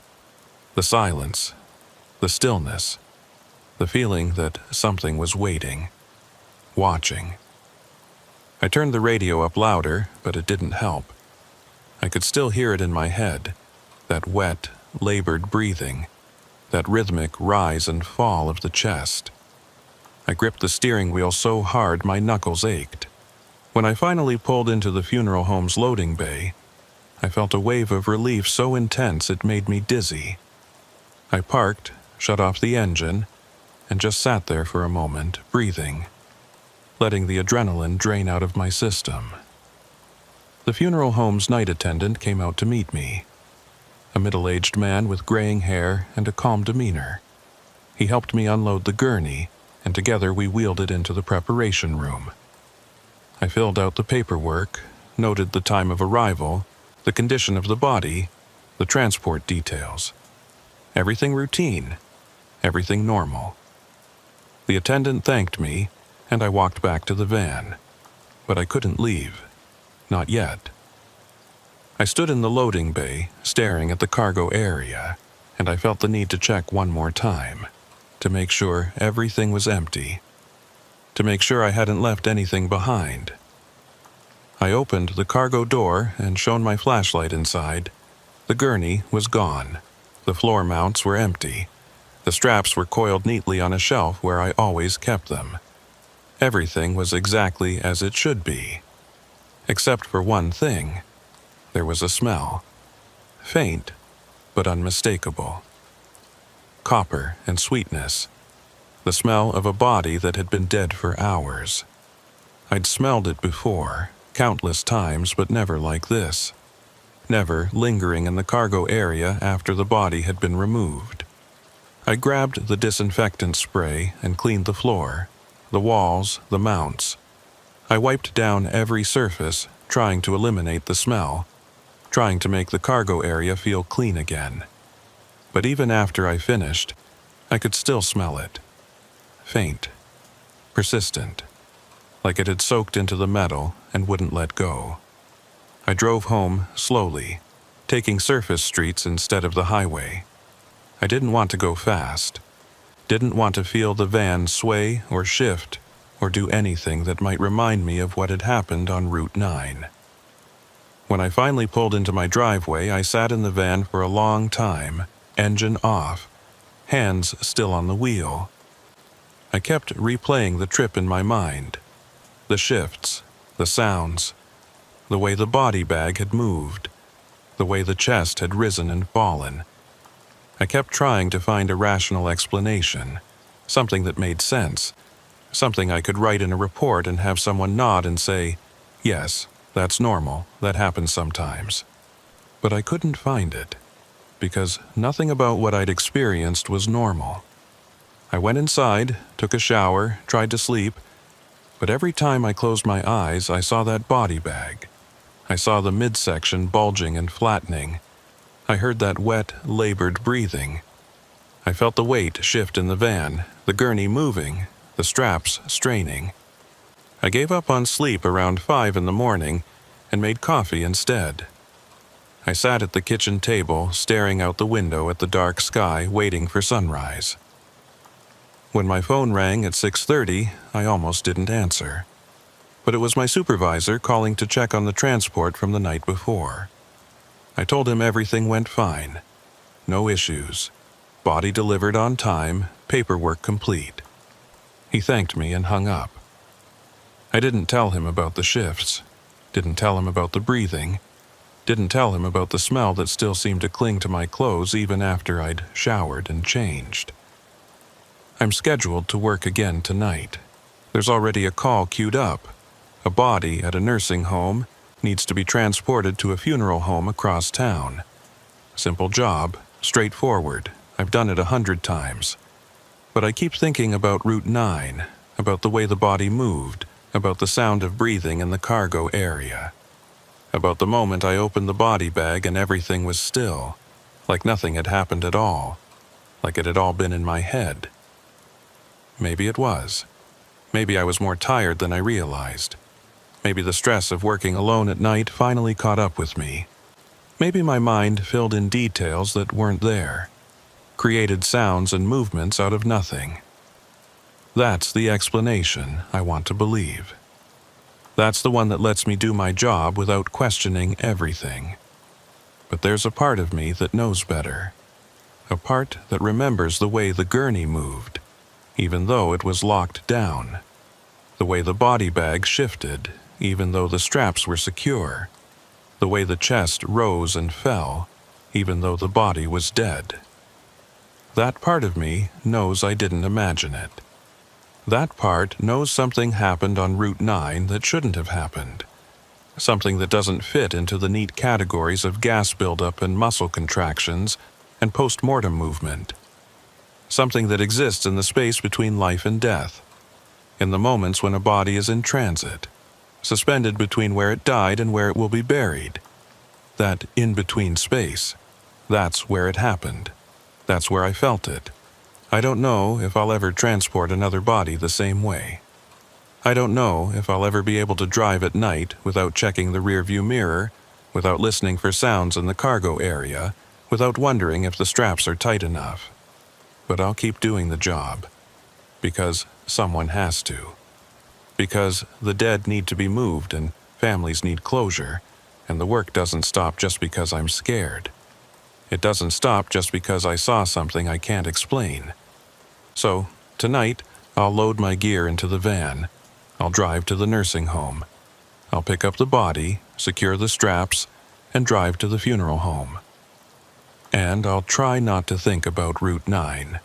I'll try not to listen for that wet, labored breathing. I'll try not to watch for movement in the body bag. But I'll check the straps twice, maybe 3 times.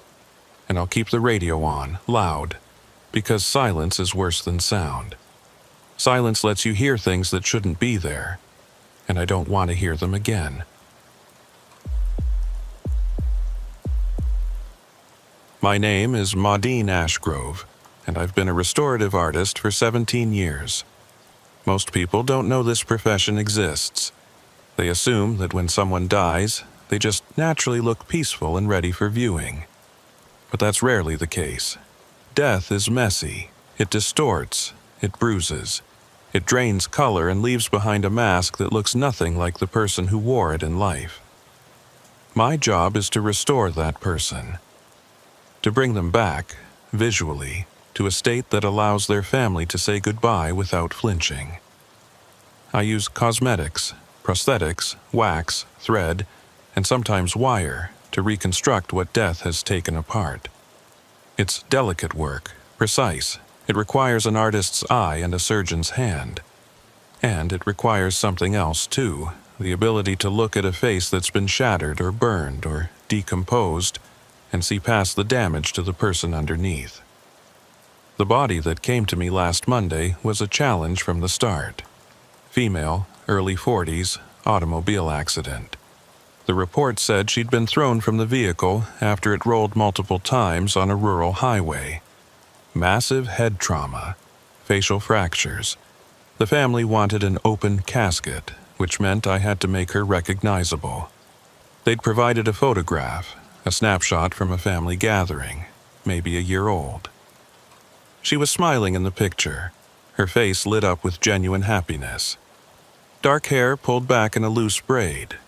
High cheekbones. A small scar above her left eyebrow, the kind you get from a childhood fall. That scar was important. Families notice details like that. If I erased it in the reconstruction, they'd know. They'd see a stranger in the casket instead of their wife, their mother, their sister. When the body arrived, I spent a long time just looking at her. Not at the damage. That came later.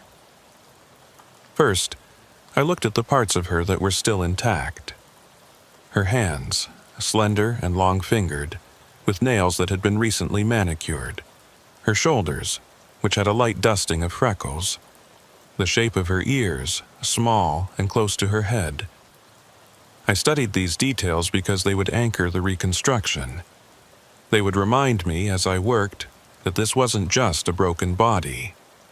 This was a person. Someone who had laughed and worked and loved. Someone who deserved to be seen one last time as herself. Then I turned my attention to the face. The damage was extensive. The right side of her skull had fractured on impact, and the facial bones had collapsed inward. The cheekbone was shattered. The eye socket was crushed. The jaw was dislocated and hung at an unnatural angle. The skin had torn in multiple places, and there was significant bruising and swelling across the entire right side. The left side was better, mostly intact, with only minor abrasions and some swelling around the eye. That's where I'd start. I'd use the undamaged side as a template and rebuild the right side to match. I began with the skeletal structure. Using a combination of wax and a moldable polymer compound, I reconstructed the cheekbone. I worked slowly, layering the material, shaping it, comparing it constantly to the left side and to the photograph. The goal was symmetry. The human brain is wired to recognize faces, and even small asymmetries trigger a sense that something is wrong. If the cheekbone was too high or too prominent, the family would notice. They might not be able to articulate what was wrong, but they'd feel it. So I worked with precision, measuring, adjusting, smoothing. The compound had a strange texture under my fingers, cold at first, then warming as I shaped it, becoming almost pliable like clay. I could feel the contours taking shape, the curve of the bone emerging from the formless material. When the cheekbone was in place, I moved to the eye socket. This was more complicated. The orbital bone had been crushed, and fragments had been removed during the autopsy. I had to build a new structure from scratch, one that would support a prosthetic eye and hold it at the correct angle. I used a combination of wax and a small armature made from thin wire, creating a framework that mimicked the natural shape of the socket. The wire had to be bent precisely, each curve matching the anatomical structure I'd memorized from years of training. I twisted it carefully, testing the angles, making sure it would sit flush against the remaining bone. Then I packed the wax around it, building up layers, smoothing them with a heated spatula. The smell of warm wax filled the workroom, mixing with the faint chemical scent of embalming fluid that never quite leaves these spaces. When the socket was complete, I embedded a glass prosthetic eye, blue to match her natural color, and secured it in place with adhesive. The eye had a weight to it, solid and cool in my palm before I positioned it. I angled it carefully, making sure it aligned with the left eye, making sure it would look natural when viewed from different positions. The jaw was next. Dislocations are common in traumatic deaths, and they're relatively easy to fix if the bone is intact. But her jaw had fractured in 2 places, and the alignment was off. I had to reset it manually, applying pressure to guide the bone back into position. I placed my hands on either side of her face, my thumbs pressing against the angle of the jaw, and I pushed, gently at first, then with more force. I could feel the bone shifting, grinding slightly as it moved back into alignment. The sound was faint but distinct, a soft crunch, like stepping on gravel. When the jaw was positioned correctly, I wired it shut from the inside, threading thin surgical wire through the bone and pulling it taut. The wire wouldn't be visible once I finished the external work, but it would hold the jaw stable and prevent it from shifting during the viewing. I tied off the wire with small, tight knots, testing the tension, making sure nothing would slip. When the structural work was complete, I stepped back and assessed. The right side of her face now had shape. It had form. The cheekbone rose to match the left. The eye socket held the prosthetic at the correct angle. The jaw was aligned and secure, but it still looked wrong. The skin was torn, the color was off, and the texture was uneven. That's where the real artistry came in. I began with the skin. Using a fine needle and medical-grade thread, I sutured the torn sections, pulling the edges together with tiny, precise stitches. The goal was to make the seams as invisible as possible. I worked under magnification, using a lamp with a bright, focused beam, and I took my time.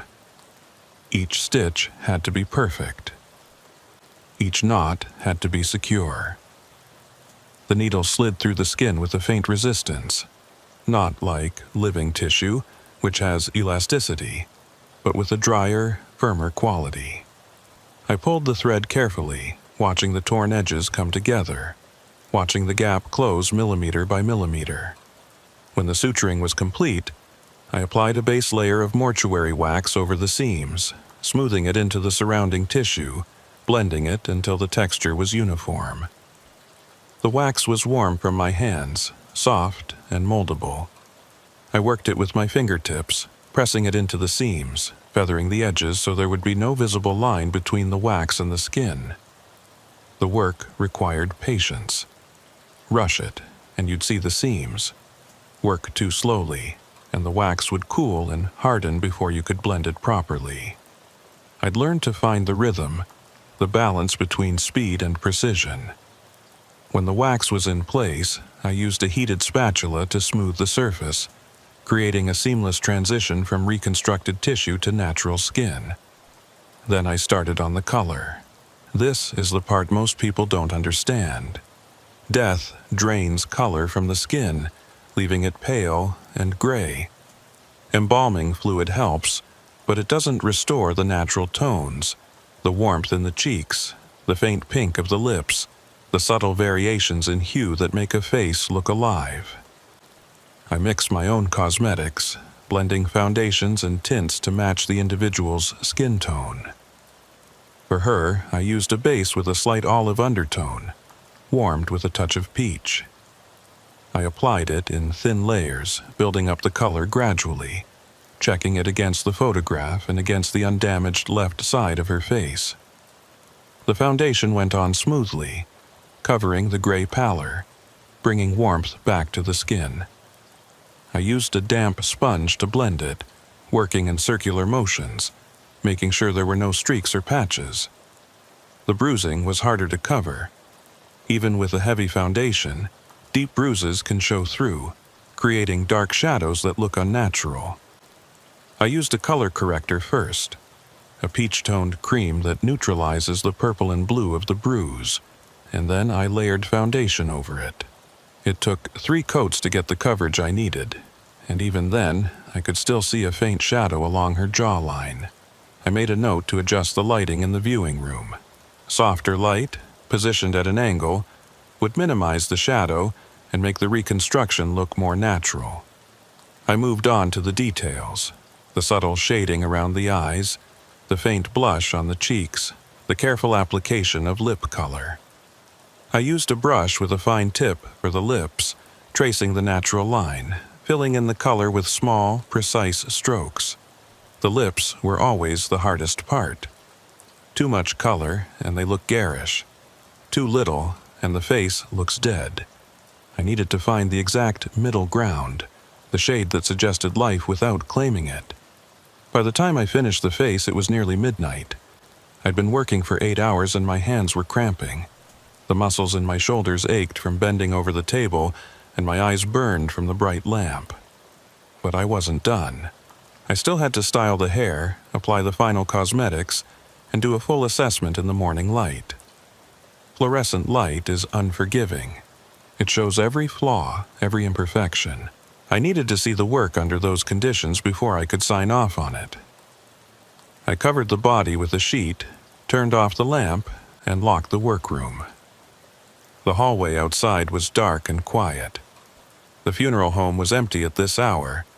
Everyone else had gone home hours ago. I walked through the building, my footsteps echoing on the tile floor, and I locked the front door behind me. When I walked out to the parking lot, I had a strange feeling, a prickling at the back of my neck, like I was being watched. I turned and looked back at the building.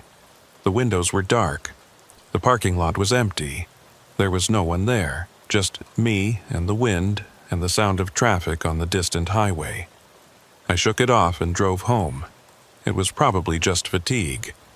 I'd been working long hours all week, and my mind was playing tricks on me. I needed sleep, a full night's rest, and I'd be fine in the morning.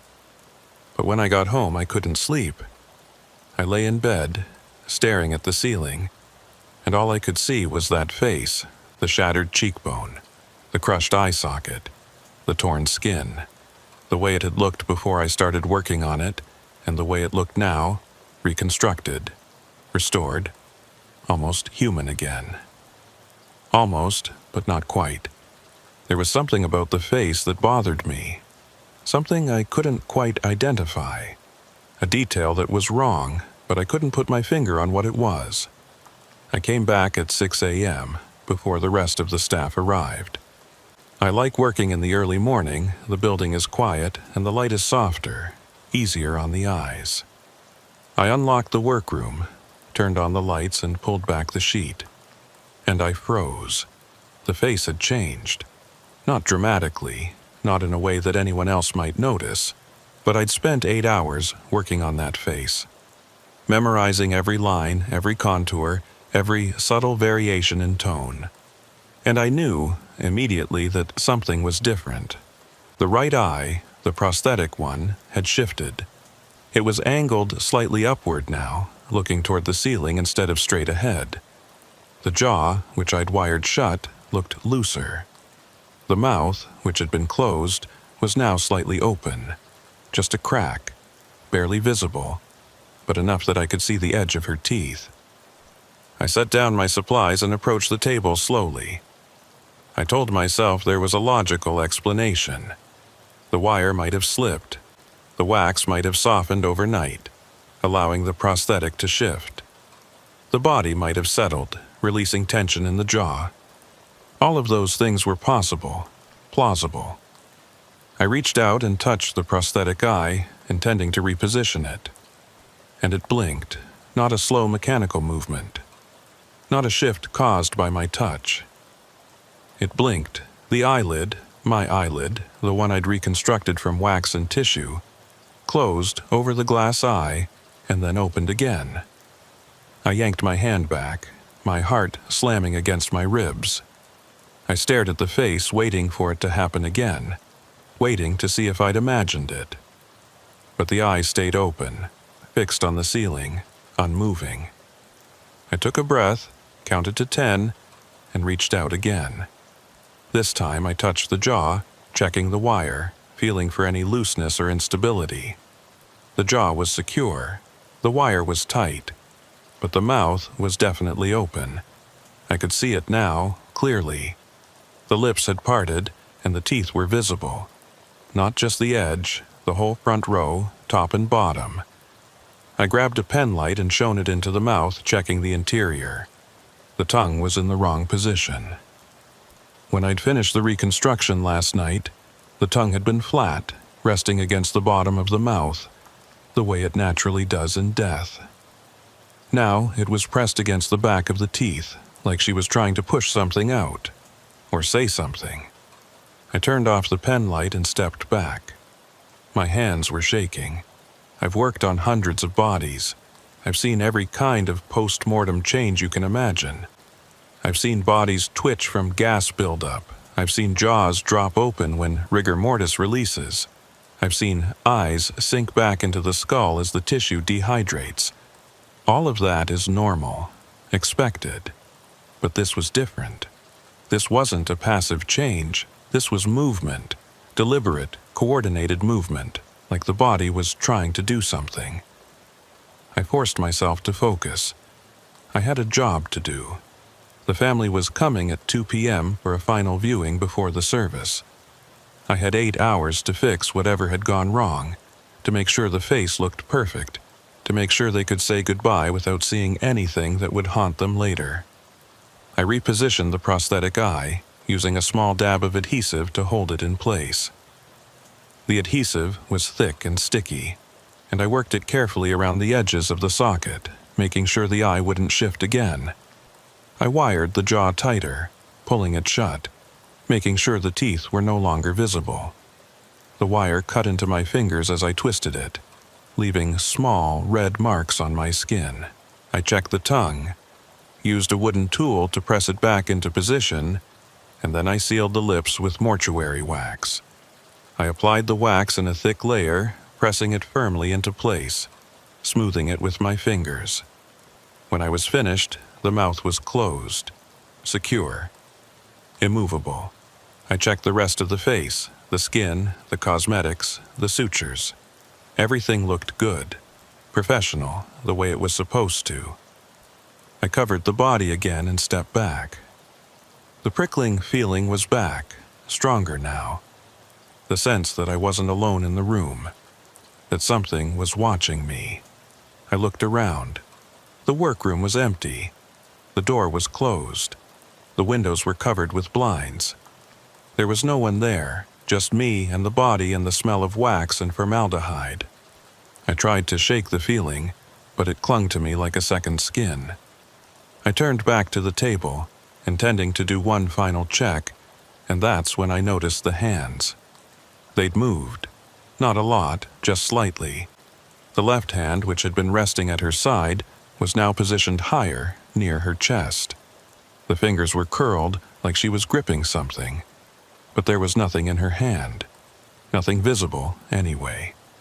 I uncovered the body again and repositioned the hand. The skin was cool and firm, the way it should be. But as I moved the hand back down to her side, I felt resistance. Not a lot.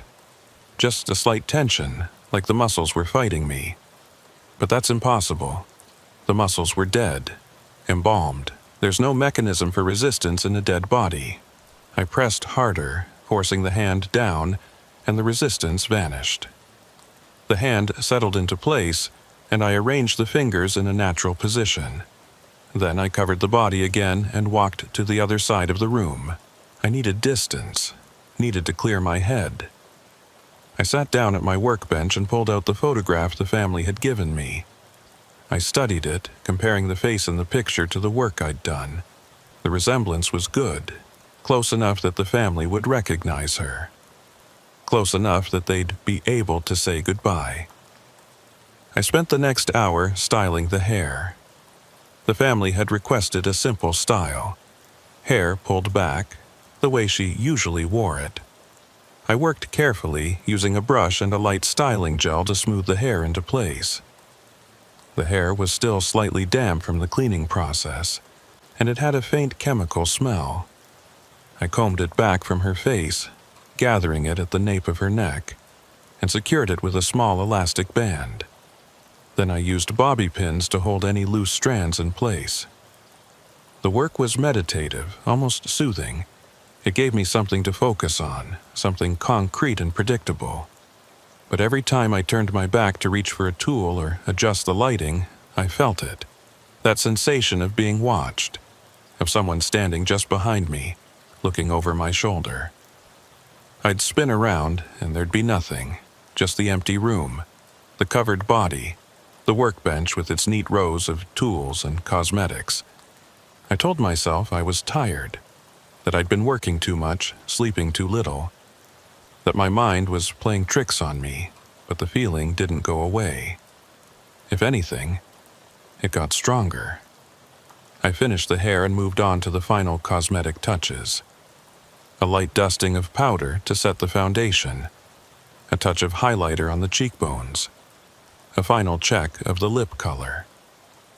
I worked quickly, efficiently, trying to ignore the growing sense of unease. When I was finished, I stepped back and looked at the face.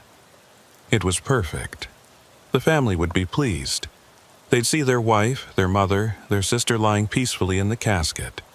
They'd be able to say goodbye without the horror of seeing her injuries. That's what I'd been hired to do, and I'd done it well. At noon, I took a break. I needed to eat to get out of the workroom, to clear my head. I went to the staff lounge, made a cup of coffee, and sat by the window. The funeral director came in a few minutes later. He asked how the reconstruction was going. I told him it was fine, nearly finished. He nodded, said the family had called to confirm the viewing time, and then he left. I sat there for another 10 minutes, drinking my coffee, staring out the window at the parking lot. The sky was overcast, gray clouds hanging low over the trees. It looked like rain. I finished my coffee, rinsed the cup, and went back to the workroom. When I pulled back the sheet, I knew immediately that something was wrong. The face had changed again. The prosthetic eye had shifted. The jaw had loosened. And the mouth was open, wide open. The lips pulled back, the teeth fully visible, the tongue pressed forward like she was trying to speak. I felt a cold wave of fear wash over me. This wasn't normal. This wasn't explainable. I'd wired the jaw shut, I'd sealed the lips, I'd done everything correctly. But the body was fighting me. It was undoing my work, rejecting the reconstruction. I grabbed my tools and started over. I repositioned the eye, applying even more adhesive this time, pressing it firmly into place. I tightened the jaw wire, pulling it so tight that I worried it might snap. I sealed the lips again, this time using more wax, applying it in thick layers, pressing it firmly into place. I worked fast, my hands moving on autopilot, my mind racing. This couldn't be happening. Bodies don't move on their own. They don't resist reconstruction. There's always a rational explanation. Gases, muscle contractions, settling tissue. Always. But I couldn't think of one that fit what I was seeing. When I was finished, I stood there for a long moment, staring down at the face. It looked perfect, peaceful, exactly like the photograph. But I didn't trust it. I didn't trust the body to stay the way I'd left it. So I did something I'd never done before. I stayed in the room. I pulled up a chair and sat down beside the table. And I watched the face, looking for any sign of movement, any shift in the features. Minutes passed, 10, 20, 30. Nothing happened. The face stayed still, the eyes stayed closed, the mouth stayed shut. I started to relax, started to think that maybe I'd fixed it, that whatever had been causing the changes had stopped. Maybe the adhesive was finally strong enough. Maybe the wire was finally tight enough. Maybe the wax had sealed properly this time. And then the eye opened. Not the prosthetic eye. The real one. The left eye. The one I hadn't touched. The one that had been intact and undamaged. It opened slowly, the eyelid lifting, and the eye turned toward me. It was clouded, unfocused, the way eyes always are in death. But it was looking at me. I could feel it. I stood up, my chair scraping against the floor, my breath coming in short gasps. The eye followed me. It tracked my movement, staying locked on my face even as I backed toward the door. I wanted to run. Wanted to get out of that room and never come back. But I couldn't. Because in less than 2 hours, a family was going to walk through the door expecting to see their wife, their mother, their sister lying peacefully in a casket. And if I ran, if I left the body like this, they'd see something else. Something wrong. Something that would destroy them. I forced myself to move forward. I approached the table, keeping my eyes on that open eye, and I reached out with a trembling hand. I touched the eyelid, intending to close it, to hold it shut, to do whatever I had to do to make it stop looking at me. And the moment my fingers made contact, the eye closed. Just like that. Smooth. Natural. Like it had never opened at all. I pulled my hand back and waited. 10 seconds, 20, 30. The eye stayed closed. I checked the rest of the face. Everything was in place. The jaw was secure, the mouth was shut, the prosthetic eye was angled correctly, everything looked perfect. But I didn't believe it. I grabbed the adhesive and applied a thin layer to the eyelid, sealing it shut. Then I did the same to the other eye. The prosthetic one. I sealed the mouth again. I checked every suture, every seam, every detail. And then I heard it. A sound, faint, barely audible. It was coming from the body, from the throat. A soft, rasping sound, like air moving through a narrow passage. I leaned closer, my ear near her mouth, listening. The sound continued, steady and rhythmic. And then it changed. It shaped itself into something recognizable. A word, or the beginning of a word. A syllable, formed by the movement of air and the position of the tongue. I jerked back, my heart racing. The body was making sounds. The dead woman was trying to speak. I stood there, frozen, listening. The sound came again, clearer this time. A whisper, so faint I could barely hear it. But it was there, unmistakable. A word I couldn't quite make out. I should have left, should have walked out of that room and called someone, the funeral director, a priest, anyone. But I didn't. I leaned closer again, straining to hear. The whisper came again, and this time I caught part of it. 2 syllables, soft, urgent. I couldn't understand what she was saying, but I could hear the tone. It wasn't angry, it wasn't threatening, it was pleading, like she was begging for something.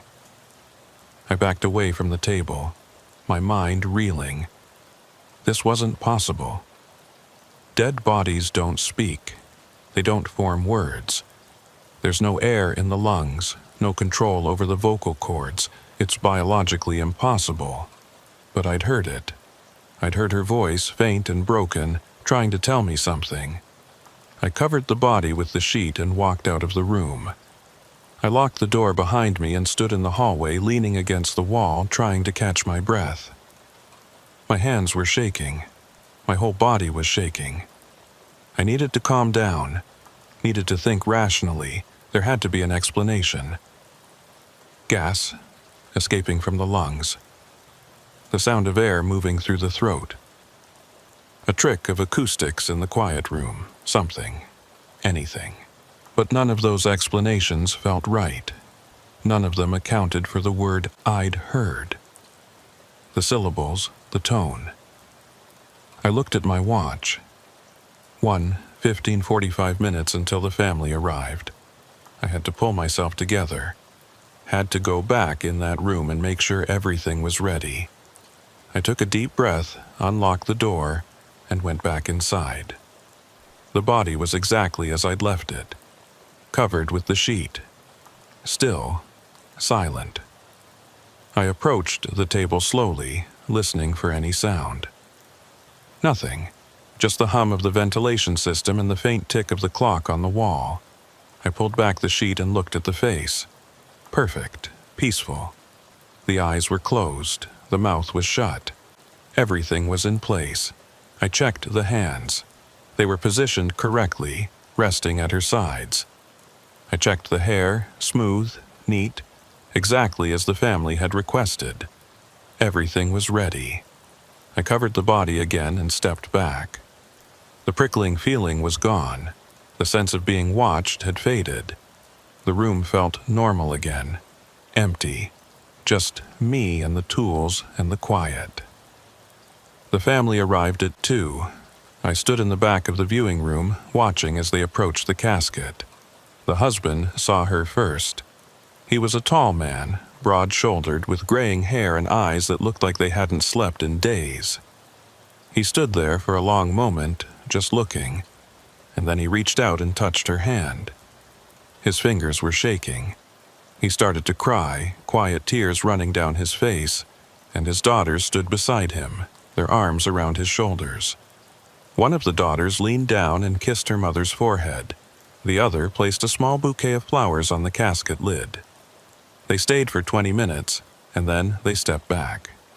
The funeral director guided them to the chairs, offered them water, spoke to them in quiet, soothing tones. When they left, the funeral director thanked me, said I'd done beautiful work, said the family was grateful. They'd told him it looked just like her, that they could see her smile in the shape of her mouth, that they could recognize her in every detail. I nodded, accepted the compliment, and then I went back to the workroom. I needed to see the body one more time, needed to confirm that the seals had held, that nothing had shifted during the viewing. I pulled back the sheet and looked down at the face. The eyes were open. Both of them. The real eye and the prosthetic eye, both staring up at the ceiling. The mouth was open, the lips pulled back, the teeth visible, and the tongue. The tongue was pressed against the roof of the mouth, shaped like it was forming a word. I didn't scream. I didn't run. I just stood there looking down at the face, and I understood. The body wasn't fighting me. It was trying to tell me something, trying to communicate in the only way it could. I leaned closer, trying to see the shape of the tongue, trying to understand what word it was forming.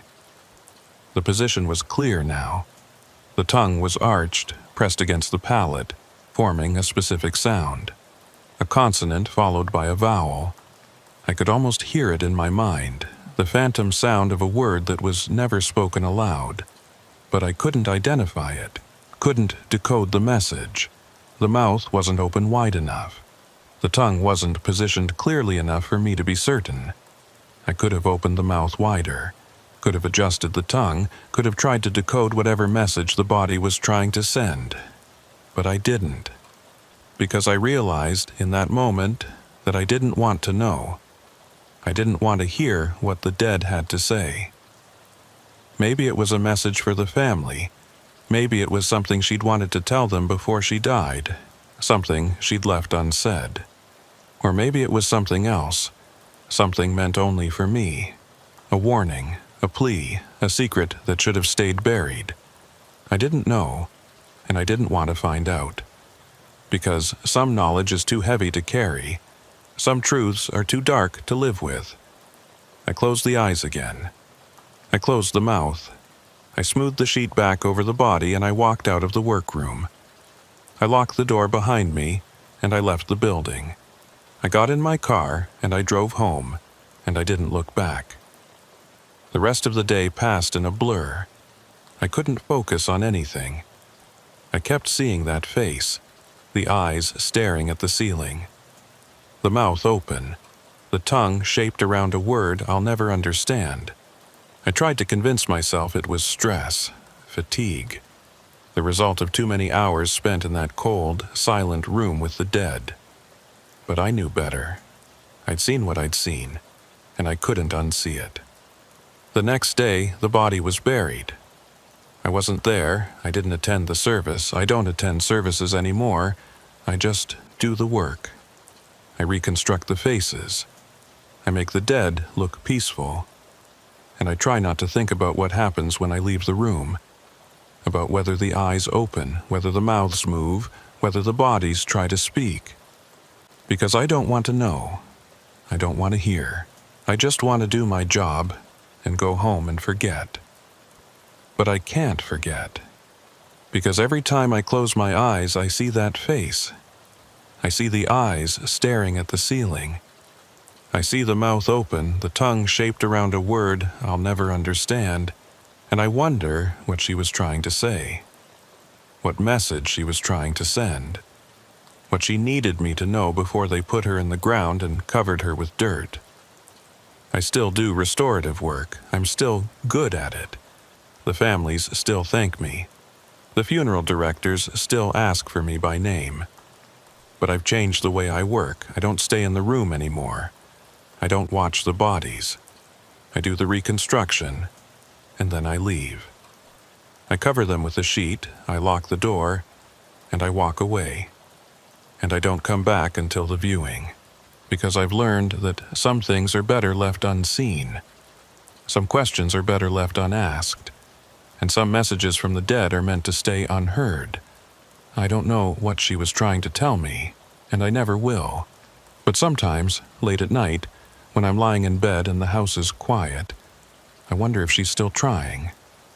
If somewhere in the ground, beneath 6 feet of earth and a layer of concrete, her mouth is still open. Her tongue is still forming that word. Her eyes are still searching for someone to listen. And I wonder if that's what happens to all of them. All the bodies I've worked on, all the faces I've reconstructed. I wonder if they're all still down there trying to speak, waiting for someone to hear. The thought keeps me awake most nights. I lie in bed, staring at the ceiling, and I think about all the faces I've touched, all the eyes I've closed, all the mouths I've sealed shut. Hundreds of them, maybe thousands, each one carefully prepared, meticulously reconstructed, made ready for viewing. And I wonder how many of them tried to speak, how many of them had messages they needed to deliver, how many of them opened their eyes in the dark, when no one was watching, and tried to tell me something I was too afraid to hear. There was a woman 3 years ago before this case. She'd died of cancer, her body wasted and frail. The family wanted an open casket, but the disease had ravaged her face. I spent 12 hours reconstructing her features, building up the hollows with wax, restoring color to the gray skin. When I finished, she looked peaceful, beautiful even. The family was overjoyed. They told me I'd given them a gift, a final memory of their mother as she'd been before the illness. But the night before the funeral, I came back to the funeral home to do a final check. And when I pulled back the sheet, her mouth was open, wide open like she was screaming. I closed it, sealed it with wax, and told myself it was normal settling. But now I wonder, was she trying to tell me something? Was there a message I missed? And there was a man, 5 years ago. He'd drowned. The water had done terrible things to his face, bloating the tissue, distorting the features. I worked for 2 days to make him look human again. The family was grateful. They said I'd performed a miracle. But on the morning of the funeral, I found him with his eyes open, both of them staring at the ceiling. I closed them, sealed them, and blamed it on the embalming fluid breaking down. But what if it wasn't? What if he'd been trying to show me something? What if all of them have been trying to communicate, and I've been too focused on the technical work to notice? I've started keeping a journal. Every body I work on, I write down the details, the injuries, the reconstruction process, the final appearance. and I note anything unusual. Any changes that occur overnight, any sounds I hear, any feelings I have while I'm working. The journal is filling up fast. More than half the entries have notes about unexpected changes. Eyes opening, mouths shifting, hands moving. I tell myself it's all explainable. Gas buildup, tissue settling, temperature fluctuations. But the explanations feel hollow now. They don't account for the patterns I'm seeing, the consistency of the changes, the deliberate nature of the movements. Last week, I worked on a young man who'd died in a motorcycle accident. The damage was extensive. I had to rebuild most of his face from scratch. When I finished, he looked peaceful, young, handsome, the way his mother wanted to remember him. But the next morning, his mouth was open, and inside I found something, a small object, wedged between his teeth. It was a coin, an old penny, worn smooth, the kind someone might carry for luck. I removed it, examined it, and put it in a small evidence bag. I didn't tell anyone about it, didn't include it in my notes, because I couldn't explain how it got there. The body had been in a locked room. No one had access except me, and I certainly hadn't put a penny in his mouth. I still have the coin. It's in my desk drawer at home, in the evidence bag. Sometimes I take it out and look at it, turning it over in my fingers, trying to make sense of it. Was it already in his mouth, and I just missed it during the initial examination? That's possible. I'm thorough, but I'm not perfect. Or did someone else put it there, a family member maybe, during a private viewing? But the room had been locked. The cameras showed no one entering. So where did it come from, and why? What was the significance of a worn penny placed in a dead man's mouth? I don't know, and I'm starting to think I'll never know, because the dead don't explain themselves. They just leave clues, small, cryptic signs that could mean everything or nothing. And we, the living, are left to interpret them, to decide what's real and what's imagination. I'm tired of interpreting, tired of second-guessing, tired of lying awake at night, wondering if the bodies I've worked on are at peace or if they're still trying to speak. Still trying to deliver messages that no one will ever hear. I've thought about quitting, finding a different line of work, something that doesn't involve death and reconstruction and the terrible intimacy of touching the dead. But I don't know what else I'd do. This is all I've ever known. This is what I'm good at. And despite everything, despite the fear and the doubt and the sleepless nights, there's a part of me that still believes in the work, that still thinks it matters, because the families need it. They need to see their loved ones at peace. They need that final image to carry with them, to remember. And I can give them that, even if it costs me something, even if it haunts me. So I'll keep working. I'll keep reconstructing the faces of the dead. I'll keep sealing their eyes and mouths, keep positioning their hands, keep making them look peaceful and beautiful and ready for goodbye. And I'll try not to think about what happens after I leave the room, about whether they open their eyes in the dark, about whether they whisper words that no one hears, about whether they're trying to tell us something important, something urgent, something that could change everything if only we'd listen. But I won't listen, I can't, because the alternative, the possibility that the dead are conscious, aware, trapped in their failing bodies, desperate to communicate, is too terrible to consider. So I'll choose to believe in the rational explanations. I'll choose to believe that bodies are just bodies, that death is final, that the movements I see are nothing more than the mechanical processes of decay. I'll choose to believe that even though I know, deep down, that it might not be true. And every time I close a dead person's eyes, every time I seal their mouth shut, every time I cover them with a sheet and walk away, I'll whisper a silent apology. I'm sorry I can't hear you. I'm sorry I can't understand. I'm sorry I'm too afraid to listen. I hope, wherever you are, that you find peace, that you find someone who can hear what I cannot, that you find a way to deliver your message, even if it's not through me. I hope that, I really do. But I don't think I'll ever know for sure, and maybe that's for the best.